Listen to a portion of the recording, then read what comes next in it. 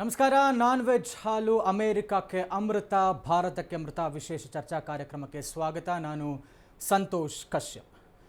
ವೀಕ್ಷಕರಿಗೆ ತಮಗೆಲ್ಲ ಗೊತ್ತಿದೆ, ಈಗಾಗಲೇ ಅಮೆರಿಕ ಮತ್ತು ಭಾರತದ ಮಧ್ಯ ಕ್ಷೀರ ಸಮರ ಆರಂಭ ಆಗಿರುವಂಥದ್ದು. ನಮ್ಮ ಪ್ರಧಾನಿ ಮೋದಿ ಮತ್ತು ಅಮೆರಿಕ ಅಧ್ಯಕ್ಷ ಟ್ರಂಪ್ ನಡುವೆ ಹಗ್ಗ ಜಗ್ಗಾಟ ಶುರುವಾಗಿದೆ. ಯಾವ ವಿಚಾರಕ್ಕೆ ಅಂತ ಹೇಳಿದ್ರೆ, ತಮಗೆಲ್ಲರಿಗೂ ಗೊತ್ತಿರುವಂಥದ್ದು ನಾನ್ ವೆಜ್ ಹಾಲು ಮತ್ತು ನಾನ್ ವೆಜ್ ಹಸು ಅನ್ನುವಂಥ ಶಬ್ದ ಬಳಕೆ ಆಗ್ತಾನೆ ಇದೆ. ಏನಿದು ನಾನ್ ವೆಜ್ ಹಾಲು ಮತ್ತು ನಾನ್ ವೆಜ್ ಹಸು ಅನ್ನುವಂಥ ಒಂದು ಚರ್ಚೆ. ನಾನ್ ವೆಜ್ ಅನ್ನುವಂಥದ್ದನ್ನು ಹಸುಗಳಿಗೆ ಅಮೆರಿಕಾದ ಫಾರ್ಮ್ ಹೌಸ್ನಲ್ಲಿ ಫೀಡ್ ಮಾಡಲಾಗ್ತಾ ಇದೆ ಅನ್ನುವಂಥ ಒಂದು ಆಘಾತಕಾರಿ ವಿಚಾರ ಬೆಳಕಿಗೆ ಬರ್ತಾ ಇದೆ. ಅಮೆರಿಕ ಅಲ್ವಾ, ಅವ್ರು ಏನು ಬೇಕಾದ್ರೂ ಮಾಡ್ಕೊಳ್ಳಿ ಸ್ವಾಮಿ ಅಂತ ಹೇಳೋದಾದರೆ, ಅವರು ನಾನ್ ವೆಜ್ ತಿನ್ನಿಸಿರುವಂತಹ ಹಸುಗಳನ್ನು ಮತ್ತು ಅದರಿಂದ ಉತ್ಪಾದನೆ ಆಗಿರುವಂತಹ ಹಾಲುಗಳನ್ನು ನಮ್ಮ ಭಾರತಕ್ಕೆ ರಫ್ತು ಮಾಡುವಂತಹ ವಿಚಾರವಾಗಿ ಸಿಕ್ಕಾಪಟ್ಟೆ ಒತ್ತಡ ಹಾಕ್ತಾ ಇದ್ದಾರೆ ಡೊನಾಲ್ಡ್ ಟ್ರಂಪ್ ಅವರು. ಮತ್ತು ಇಷ್ಟೆಲ್ಲ ವಿಚಾರಕ್ಕೂ ಕೂಡ ನರೇಂದ್ರ ಮೋದಿ ಅವರು ನಕಾರವನ್ನು ಹೇಳ್ತಾ ಇದ್ದಾರೆ. ಸುಧಾರಾಮ್ ಒಪ್ತಾ ಇಲ್ಲ ನರೇಂದ್ರ ಮೋದಿ ಅವರು. ಯಾಕೆ ಅಂತ ಹೇಳಿದ್ರೆ, ಗೋವುಗಳನ್ನು ಬಹಳ ಪೂಜನೀಯ ಭಾವದಿಂದ ನಮ್ಮೆಲ್ಲರ ಧಾರ್ಮಿಕ ನಂಬಿಕೆ ಆಗಿರುವಂತಹ ಗೋವು, ಹಸು, ಮಗು ಹುಟ್ಟಿದ ಕ್ಷಣಕ್ಕೆ ನಾವು ತಾಯಿಯ ಹಾಲನ್ನು ಕುಡಿತೀವಿ, ಗೋ ಮಾತೆ ಅಂತ ಕರಿತೀವಿ, ಗೋವನ್ನು ಪೂಜನೀಯ ಭಾವದಿಂದ ಪೂಜಿಸ್ತೀವಿ. ಅದು ಗೃಹ ಪ್ರವೇಶದಿಂದ ಹಿಡಿದು ಪ್ರತಿಯೊಂದು ವಿಚಾರದಲ್ಲೂ ಕೂಡ ನಾವು ಗೋವನ್ನು ಬಹಳ ಧಾರ್ಮಿಕ ಶ್ರದ್ಧೆಯಿಂದ ಕಾಣುವಂಥದ್ದು. ಇದರ ಹೊರತು ನಮ್ಮದು ಕೃಷಿ ಪ್ರಧಾನವಾದಂತಹ ದೇಶ, ನಮ್ಮ ದೇಶದ ಬೆನ್ನೆಲುಬಾಗಿರುವಂತಹ ರೈತ, ಹೈನುಗಾರಿಕೆ ನಮ್ಮ ದೇಶದಲ್ಲಿ ಬಹಳ ದೊಡ್ಡ ಮಟ್ಟದಲ್ಲಿರುವಂಥದ್ದು. ಇಷ್ಟೆಲ್ಲಕ್ಕೂ ಬೆಂಬಲ ಆಗಿರುವಂತಹ ರೈತನಿಗೂ ರೈತನ ಹೊಟ್ಟೆ ಮೇಲೂ ಹೊಡೆಯುವಂಥ ಒಂದು ವಿಚಾರ ಆಗ್ತಾ ಇರುವಂಥದ್ದು ನಾನ್ ವೆಜ್ ಹಾಲು. ಯಾಕೆ ಅಂತ ಹೇಳಿದ್ರೆ, ಇಲ್ಲಿನ ಹಸುಗಳಿಗೆ ಹಂದಿ, ಕುದುರೆ, ನಾಯಿ ಮತ್ತು ಜಾನುವಾರುಗಳ ಕೊಬ್ಬಿನಿಂದ ಮಾಡಿದಂಥ ಟ್ಯಾಲೋ ಅನ್ನುವಂಥ ಪ್ರೋಟೀನನ್ನು ಫೀಡ್ ಮಾಡಲಾಗುತ್ತೆ. ಜೊತೆಗೆ ಮೂಳೆ ಚರ್ಮದಿಂದ ತಯಾರಿಸಿದಂತಹ ಜಿಲಾಟಿನ್ ಅನ್ನುವಂಥ ಆಹಾರ ಪದಾರ್ಥವನ್ನು ಫೀಡ್ ಮಾಡಲಾಗುತ್ತೆ. ಇಂಥ ಒಂದು ಇವುಗಳಿಂದ ಯಾಕೆ ಫೀಡ್ ಮಾಡ್ತಾರೆ ಅಂತ ಹೇಳಿದ್ರೆ, ಹಾಲು ಉತ್ಪಾದನೆ ಜಾಸ್ತಿ ಆಗುತ್ತೆ ಅಂತ. ಅವರಿಗೆ ಜಾಸ್ತಿ ಆಗಿದ್ದರೆ ಅದನ್ನು ನಮ್ಮ ದೇಶದ ಮೇಲೆ ಹೇರ್ತಾ ಇರುವಂಥದ್ದು ಯಾಕೆ? ಈ ಒಂದು ಹಗ್ಗ ಜಗ್ಗಾಟ ನಡೀತಾ ಇದೆ. ಈ ಎಲ್ಲ ವಿಚಾರಗಳ ಬಗ್ಗೆ ಚರ್ಚೆ ಮಾಡೋದಕ್ಕೆ ನಮ್ಮೊಂದಿಗೆ ವಿಶೇಷವಾದಂಥ ಅತಿಥಿಗಳಿದ್ದಾರೆ. ಮೊದಲಿಗೆ ರೈತ ಮುಖಂಡರಾದಂತಹ BS ಗೌಡರು ನಮ್ಮ ಜೊತೆ ಇದ್ದಾರೆ. ಸರ್ ನಮಸ್ಕಾರ, ಕಾರ್ಯಕ್ರಮಕ್ಕೆ ಸ್ವಾಗತ. ನಮಸ್ಕಾರ. ಮತ್ತು ನಮ್ಮೊಂದಿಗೆ ಸಂಸ್ಕೃತ ವಿದ್ವಾಂಸರು ಮತ್ತು ಖ್ಯಾತ ಜ್ಯೋತಿಷಿಗಳಾಗಿರುವಂಥ ಡಾಕ್ಟರ್ ಪ್ರಸನ್ನಾಚಾರ್ಯ ಕಟ್ಟಿಯವರಿದ್ದಾರೆ. ಗುರುಗಳೇ ನಮಸ್ಕಾರ, ಕಾರ್ಯಕ್ರಮಕ್ಕೆ ಸ್ವಾಗತ. ಮತ್ತು ನಾಡಿನ ಖ್ಯಾತ ವೈದ್ಯರಾದಂಥ ಡಾಕ್ಟರ್ ಆಂಜನಪ್ಪ ಸರ್ ಇದ್ದಾರೆ. ಸರ್ ನಮಸ್ಕಾರ, ಕಾರ್ಯಕ್ರಮಕ್ಕೆ ಸ್ವಾಗತ. ನಮಸ್ಕಾರ. ಆಚಾರ್ಯರೇ, ತಮ್ಮಿಂದಾನೇ ಶುರು ಮಾಡ್ತೀನಿ. ನಾವು ಹೇಳ್ತಾ ಇದ್ವಿ, ಶಾಸ್ತ್ರದಲ್ಲಿ ಒಂದು ಕಡೆ ಹೇಳುತ್ತೆ, ಗೋವಿಗೆ ಎಲ್ಲಿ ಪೂಜನೀಯ ಭಾವ ಇರೋದಿಲ್ಲ, ಅಂದರೆ ಗೋವಿಗೆ ಎಲ್ಲಿ ಅನಾನುಕೂಲ ಆಗುತ್ತೋ ಅಲ್ಲಿ ಸುಭಿಕ್ಷೆ ನೆಲೆಸೋದಿಲ್ಲ ಅನ್ನುವಂಥ ಒಂದು ಮಾತಿದೆ. ಗೋವು ಮತ್ತು ಗೋವಿನ ಹಾಲಿನ ವಿಚಾರವಾಗಿ ಆಗ್ತಾ ಇರುವಂಥ ಜಟಾಪಟಿ, ತಮ್ಮ ಫಸ್ಟ್ ರಿಯಾಕ್ಷನ್? ಮೊದಲೇದಾಗಿ ನಾವು ಸರಿಯಾಗಿ ಅರ್ಥ ಮಾಡಿಕೊಳ್ಬೇಕು ಅಂತಂದರೆ, ನೀವು ಹೇಳಿದ ಹಾಗೆ ಅಮೇರಿಕದಲ್ಲಿ ಈ ಥರದ ಕೃತ್ಯಗಳು ನಡೀತಾ ಇದೆ.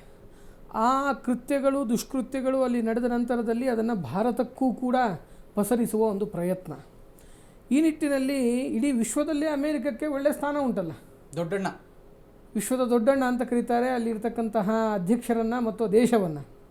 ಆ ನಿಟ್ಟಿನಲ್ಲಿ ಅಲ್ಲಿ ಇಷ್ಟು ಅಧರ್ಮಗಳು ನಡೆದರೂ ಕೂಡ ಅದು ಹೇಗೆ ಸಮೃದ್ಧವಾಗಿದೆ ಅಂತಂದರೆ, ಯಾವಾಗಲೂ ಒಂದು ಶಾಸ್ತ್ರ ಕ್ರಮ ಹೇಳಿದೆ. ಒಂದು ಇವಾಗ ಮಾಡಿದ ತಪ್ಪಿಗೆ ಇವಾಗಲೇ ನಾವು ತೊಂದರೆಯನ್ನು ಅನುಭವಿಸಬೇಕಾಗಲ್ಲ, ಅದಕ್ಕೆ ಒಂದು ಕಾಲದ ಅವಧಿ ಇರ್ತದೆ. ಆ ನಿಟ್ಟಿನಲ್ಲಿ ಈಗ ನಡೀತಕ್ಕಂತಹ ದುಷ್ಕೃತ್ಯಗಳಿಗೆ, ಅಂದರೆ ಅಮೇರಿಕ ಬೇಕಾದಷ್ಟು ತಪ್ಪುಗಳನ್ನು ಮಾಡ್ತಾ ಇದೆ ಧಾರ್ಮಿಕ ರೀತಿಯಲ್ಲಿ, ಧರ್ಮಕ್ಕೆ ವಿರುದ್ಧವಾದ ಪ್ರಕ್ರಿಯೆಗಳು ನಡೀತಾ ಇದೆ, ಆದರೂ ಸಮೃದ್ಧಿ ಇದೆಯಲ್ಲ. ಅಂದರೆ ಈಗ ಮಾಡ್ತಾ ಇರೋ ತಪ್ಪಿಗೆ ಈಗ ಅದು ಸಮೃದ್ಧವಾಗಿ ಇಲ್ಲ. ಈಗ ಮಾಡ್ತಾ ಇರತಕ್ಕಂತಹ ತಪ್ಪಿಗೆ ಮುಂದಿನ ದಿನಗಳಲ್ಲಿ ಇದರ ವಿಪರೀತ ಪರಿಣಾಮವನ್ನು ಅದು ಖಚಿತವಾಗಿ ಅನುಭವಿಸಬೇಕಾಗ್ತದೆ ಅನ್ನೋದನ್ನು ನಾವು ಅರ್ಥ ಮಾಡಿಕೊಳ್ಬೇಕು.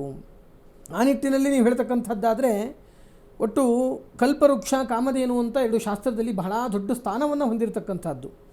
ಅಲ್ಲಿ ಏನಾಗ್ತಾ ಇದೆ ಅಂದರೆ, ಕಲ್ಪವೃಕ್ಷ ಅಂದರೆ ನಿಮಗೆ ಗೊತ್ತು, ತೆಂಗಿನ ಮರಕ್ಕೆ ಕಲ್ಪವೃಕ್ಷ ಅಂತ ಕರೀತಾರೆ. ನಾವು ತೆಂಗಿನ ಮರದ ಒಂದು ವಿಶೇಷವಾದಂತಹ ಪಾಲನೆ ಪೋಷಣೆಗಳನ್ನು ಮಾಡ್ತಕ್ಕಂಥದ್ದು, ಅದಕ್ಕೆ ಪೂಜೆ ಮಾಡ್ತಕ್ಕಂಥದ್ರಿಂದ ವಿಶೇಷ ಅನುಕೂಲತೆಗಳಿದೆ. ಆದರೆ ತೆಂಗಿನ ಮರ ಎಲ್ಲ ಕಡೆಯಲ್ಲೂ ಅಡ್ಡಾಡೋದಿಲ್ಲ. ಎಲ್ಲ ಕಡೆಯಲ್ಲೂ ಅಡ್ಡಾಡುವ ಒಂದು ವಿಶೇಷವಾದಂತಹ ಸ್ಥಾನಮಾನ ಹೊಂದಿರತಕ್ಕಂತಹ ಜೀವರಾಶಿಯಲ್ಲಿರ್ತಕ್ಕಂತಹ ಒಂದು ಅತ್ಯುನ್ನತ ಮಹೋನ್ನತವಾದಂತಹ ಸ್ಥಾನವನ್ನು ಉಳ್ತಕ್ಕಂಥ ಪ್ರಾಣಿ ಅಂದರೆ ಅದು ಗೋವು, ಆಕಳು, ಹಸು ಎಂಬುದಾಗಿ ಕರಿತೇವೆ. ಅದಕ್ಕೆ ಕಾಮಧೇನು ಅಂತಲೇ ಕರೀತಾರೆ ವಿಶೇಷವಾಗಿ. ಆ ಕಾಮಧೇನುವಿಗಾಗೆ ಹಿಂದೆ, ಇವತ್ತಲ್ಲ, ಹಿಂದೆ ಋಷಿ ಮುನಿಗಳ ಕಾಲದಲ್ಲಿ ಆ ಕಾಮಧೇನುವಿಗಾಗೆ ಮಹತ್ತರವಾದ ಯುದ್ಧಗಳು ಕೂಡ ನಡೆದು ಹೋಗಿದೆ. ಅಂತಹ ಪ್ರಸಂಗಗಳಲ್ಲಿ ಮೊದಲನೇದಾಗಿ ನಾವು ಖಂಡನೆ ಮಾಡಬೇಕಾಗಿರೋದು ಏನು ಅಂತಂದರೆ ಇಲ್ಲಿ ಎರಡು ವಿಭಾಗಗಳನ್ನು ನಾವು ಸರಿಯಾಗಿ ಅರ್ಥ ಮಾಡಿಕೊಳ್ಬೇಕು. ಅಂದರೆ ಅಮೇರಿಕದಲ್ಲಿ ಅವರು ಮಾಡಿದರೆ ಮಾಡ್ಕೊಳ್ಳಿ, ನಮಗೇನು ಸಂಬಂಧ ಅಂತ ಅನ್ನೋ ಹಾಗಿಲ್ಲ. ಅಮೇರಿಕದಲ್ಲಿ ಅದನ್ನು ಮಾಡಿದರೂ ಕೂಡ ಆ ಕೃತ್ಯ ನಡೀತಾ ಇರೋದು ಗೋಗಳಿಗೆ ನಡೀತಾ ಇದೆ. ಹಾಗಾಗಿ ಅದು ಮೊದಲನೇದಾಗಿ ಖಂಡನೀಯ. ಎರಡನೇದಾಗಿ ಅಂತಹ ಒಂದು ವಿಧದಲ್ಲಿ ಅಂಗೀಕೃತ್ಯವಾದ ಅಂತ ಕರೀತಾರೆ, ಅವ್ರು ಏನು ಮಾಡ್ತಾರೋ ಮಾಡ್ಕೊಳ್ಳಿ ಅಂತ ಒಂದು ಭಾಗದಲ್ಲಿ ಇಟ್ಟುಕೊಂಡ್ರೂ ಕೂಡ ಅದರ ಹೊರೆಯನ್ನು ಈ ವ್ಯವಹಾರ ವ್ಯಾಪಾರ ಒಪ್ಪಂದಗಳ ಇದರಲ್ಲಿ ಭಾರತಕ್ಕೆ ಹೇರ್ತಕ್ಕಂಥದ್ದು ಸರ್ವದಾ ಯಾವಾಗಲೂ ಖಂಡನೀಯ ಎಂಬುದಾಗಿ ನಾವು ಅರ್ಥ ಮಾಡಿಕೊಳ್ಬೇಕು. ಎಸ್ ಆಚಾರ್ಯ, ಇನ್ನು ಡಾಕ್ಟರ್ ಆಂಜಿನಪ್ಪ ಸರ್, ಇನ್ನು ಈ ನಾನ್ ವೆಜ್ ಹಾಲು ವಿಚಾರ ಚರ್ಚೆ ಆಗ್ತಾ ಇದ್ದಂಥದ್ದು, ಅವರು ಹಸುಗಳಿಗೆ, ನಮಗಿದು ಊಹಿಸ್ಕೊಳ್ಳೋ ಕೂಡ ಸಾಧ್ಯ ಇಲ್ಲ ಮತ್ತು ಅಕ್ಸೆಪ್ಟ್ ಮಾಡೋದಂತೂ ದೂರದ ಮಾತು, ಹಸುಗಳಿಗೆ ನಾನ್ ವೆಜ್ ಫೀಡ್ ಮಾಡುವಂಥದ್ದು ಅಂದರೆ ಸಂಸ್ಕರಿಸಿದಂತಹ ಪ್ರೋಟೀನ್ ಮತ್ತು ಜಿಲಾಟಿನ್ ಅಂತ ಹೇಳ್ತಾ ಇದ್ರು. ಇವುಗಳನ್ನು ಹಸುಗೆ ಫೀಡ್ ಮಾಡುವಂಥದ್ದನ್ನೇ ನಾವು ಊಹಿಸ್ಕೊಳ್ಳೋಕೆ ಸಾಧ್ಯ ಇಲ್ಲ ಮತ್ತು ಅದನ್ನು ತಿಂತಾ ಇದ್ದಾವಂತೆ ಹಸುಗಳು ಮತ್ತು ಅದರ ಹಾಲಿನ ಉತ್ಪನ್ನಗಳನ್ನು ಇದೀಗ ಭಾರತಕ್ಕೆ ರಫ್ತು ಮಾಡ್ತಾ ಇರುವಂಥದ್ದು. ಈ ನಾನ್ ವೆಜ್ ಹಾಲು ಅನ್ನುವಂಥದ್ದು ಆರೋಗ್ಯದ ಮೇಲೆ ಏನು ಪರಿಣಾಮ ಬೀರುತ್ತೆ ಅಂತ ಸರ್? ನನಗೆ ಫಸ್ಟ್ ಟೈಮ್ ಆಶ್ಚರ್ಯ ಆಗ್ತಿರೋದು ಅಂದರೆ ಈ ನಾನ್ ವೆಜ್ ಹಾಲು ಅಂತ ಎಲ್ಲಿಂದ ಬಂತು ಈ ಪದ ಅಂತ ನನಗೆ ಅರ್ಥ ಆಗ್ತಾ ಇಲ್ಲ. Milk is milk, there is nothing called non veg milk. ಹಸುಗಳಿಗೆ ನೋಡಿ, ರೈತ ಮುಖಂಡರು ಕೂತಿದ್ದಾರೆ, ಶಾಸ್ತ್ರಿಗಳು ಕೂತಿದ್ದಾರೆ. ನಾನು ಸೂಟ್ ಹಾಕ್ಕೊಂಡ್ರೆ ಡಾಕ್ಟ್ರ್ ಆದರೆ ನಾನೊಬ್ಬ ರೈತನ ಮಗ. ಚಿಕ್ಕ ವಯಸ್ಸಿನಾಗೆಲ್ಲ ದನ ಮೇಯಿಸಿ ದನಗಳಿಗೆ ಮೈ ತೊಳೆದು ಬಂದಿರೋಂಥ ಒಬ್ಬ ವೈದ್ಯ. ಅದ್ರ ಬಗ್ಗೆ ನಮ್ಮದೇ ಆದ ಒಂದು ಗೌರವ ಇದೆ. ನಮ್ಮ ಹಸುಗಳಿಗೆ ನಾವು ಏನು ಜೋಳ ಕಡ್ಡಿ ಕುಯ್ಕೊಂಬಂದು ತಿನ್ನಿಸಿ ಅದೆಲ್ಲ ನನಗೆ ಚೆನ್ನಾಗಿ ಗೊತ್ತಿತ್ತು. ಉರುಳಿ ತಿನ್ನಿಸೋರು ನನ್ನ ಅಪ್ಪ. ಬಟ್ ಇವತ್ತು ಅಮೇರಿಕಾದಲ್ಲಿ ಈ ರೀತಿಯ ಪ್ರೋಟೀನ್ಸ್ನ ತಿನ್ನಿಸ್ತಾರೆ. ಬಟ್ ಎಲ್ಲ ಒಂದು ಕಡೆ ನೀವು ಒಂದು ಹಾಡು ಕೇಳಿರಬೇಕು, ಕಸವನ್ನೇ ತಿಂದು ರಸವನ್ನು ಕೊಡುವಂಥ ಪ್ರಾಣಿ ನಮ್ಮ ಗೋವು. ಅವ್ರಿಗೆ ಏನು ತಿನ್ನಿಸ್ತಾರೋ ತಿಂತದೆ ಪಾಪ, ಅದಕ್ಕೆ ನನಗೆ ಗೊತ್ತು. ಬಟ್ ಬರೋ ಹಾಲನ್ನ ಯಾಕೆ ನಾನ್ ವೆಜ್ ಹಾಲು ಅಂತಾರೆ ನನಗೆ ಗೊತ್ತಿಲ್ಲ. ನಾನು ಒಬ್ಬ ಗ್ಯಾಸ್ಟ್ರೋಎಂಟ್ರಾಲಜಿಸ್ಟ್ ಇದ್ದೀನಿ. ಸೊ ನನ್ನ ಪ್ರಕಾರ ಆಹಾರದಲ್ಲಿ carbohydrates, proteins, fats, water and fibre ಇವು ಇದೆ. ನಾವು ತಿನ್ನುವ ಆಹಾರದಲ್ಲಿ ಊಟ ಬಲ್ಲವನಿಗೆ ರೋಗವಿಲ್ಲ ಅಂದರೆ ಇವು 5. ಹಾಲು ಅದರ ಕೆಚ್ಚಲಿನಿಂದ ಬರುವಂಥ wonderful protein, there is no doubt. ಹಾಲನ್ನು ಅಮೃತ ಅಂತ ಸುಮ್ಮನೆ ಯಾರೂ ಕರೆದಿಲ್ಲ.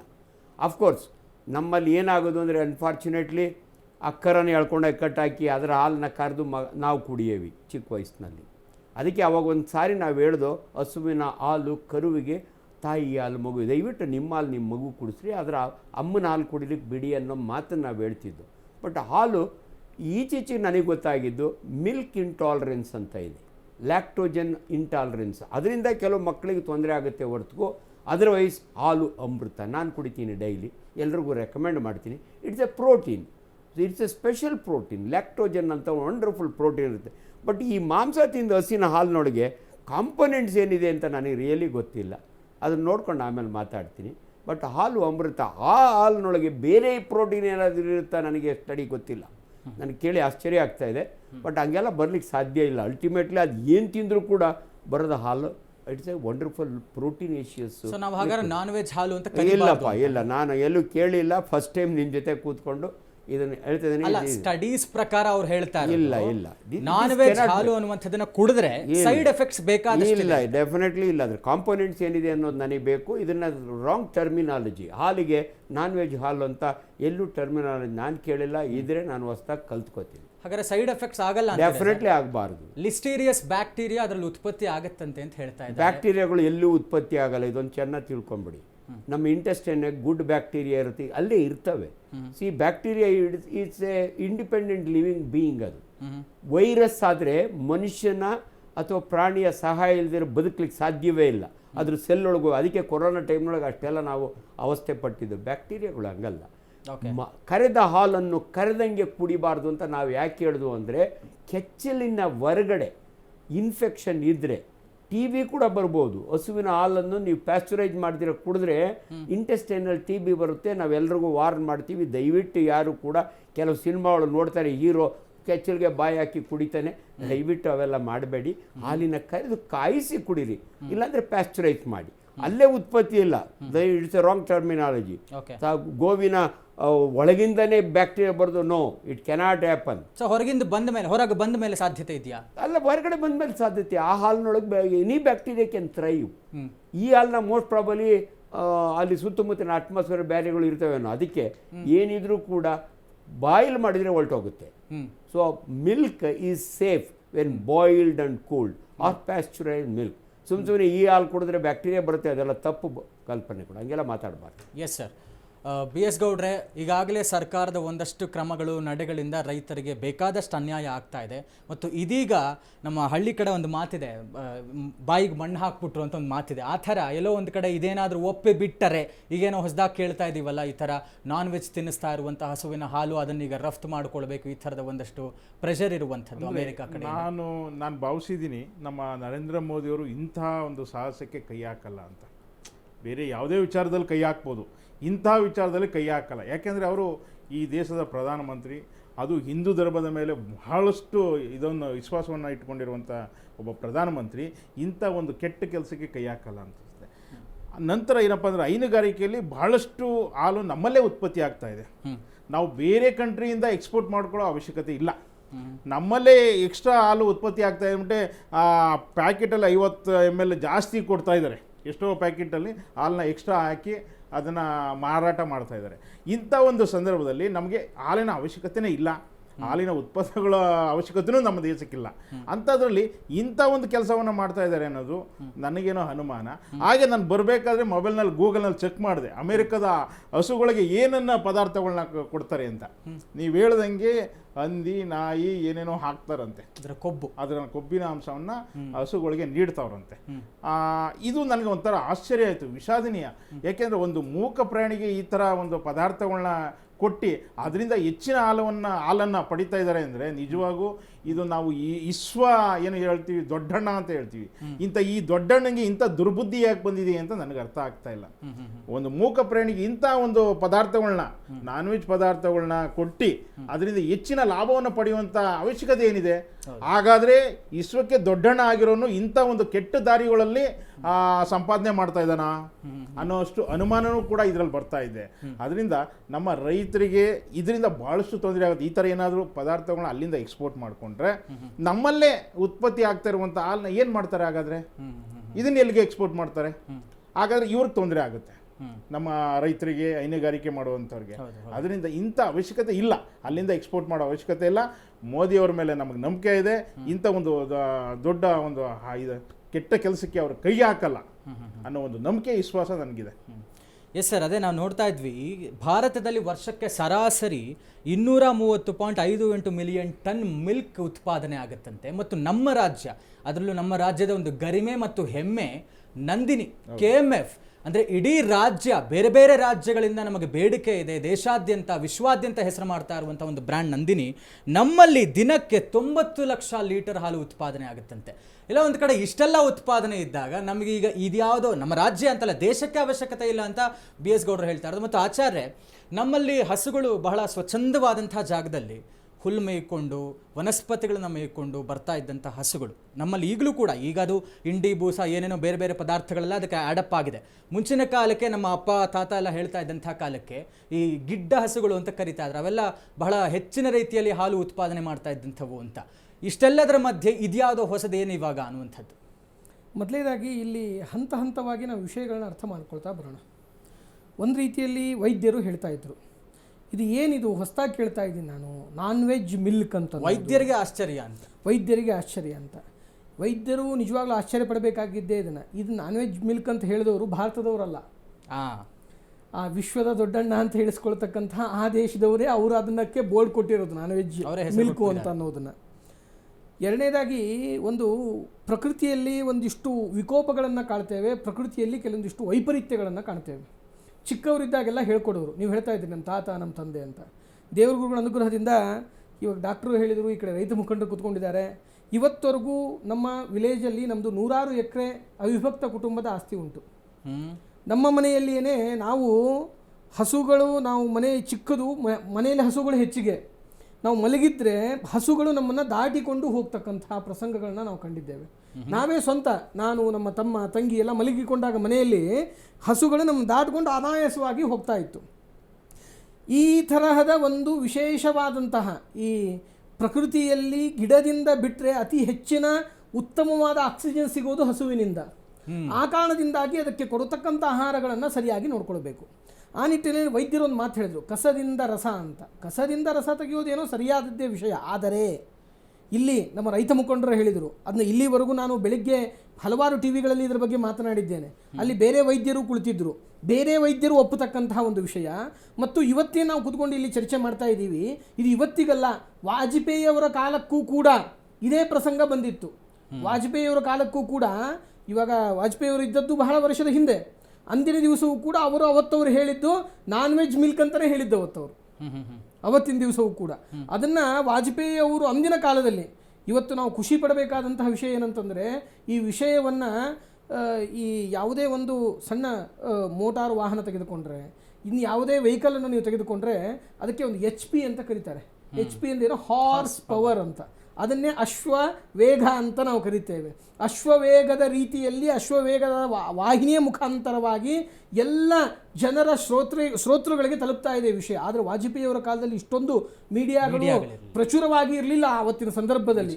ಅವತ್ತಿನ ದಿವಸದಲ್ಲಿಯೂ ಕೂಡ ಬೇರೆ ಬೇರೆ ದೇಶಕ್ಕೆ ಬರತಕ್ಕಂತಹ ಲಾಭಗಳು ಇದ್ದರೂ ಕೂಡ ವಾಜಪೇಯಿಯವರು ಅಂದಿನ ದಿನವೇ ಅಂದಿನ ವಿಜ್ಞಾನಿಗಳನ್ನು, ಅಂದಿನ ವೈದ್ಯರ ಸಲಹೆಗಳನ್ನು ತೆಗೆದುಕೊಂಡು, ಇದೆಲ್ಲ ಬಿಟ್ಟು ಇನ್ನೊಂದಿದೆ ರೀ, ನಾವು ಮಾತನಾಡಿದರೆ ಕಾನ್ಸ್ಟಿಟ್ಯೂಷನ್ ಅಂತ ಹೇಳ್ತೇವೆ, ಹ್ಯುಮ್ಯಾನಿಟಿ ಅಂತ ಹೇಳ್ತೇವೆ, ಒಂದು ಮಾನವೀಯ ಹಕ್ಕುಗಳು ಅಂತ ಹೇಳ್ತೇವೆ.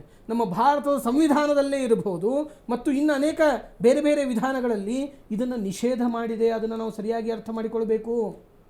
ಇದಲ್ಲದೇನೆ ಶಾಸ್ತ್ರ ಒಂದು ಮಾತು ಹೇಳ್ತದೆ, ಸಂಗಾತ್ ಸಂಜಾಯತೆ ಕಾಮಃ, ಕಾಮಾತ್ ಕ್ರೋಧೋ ಬಿಜಾಯತೆ, ಕ್ರೋಧಾತ್ ಭವತಿ ಸಮ್ಮೋಹಃ, ಸಮ್ಮೋಹಾತ್ ಸ್ಮೃತಿ ವಿಭ್ರಮಃ.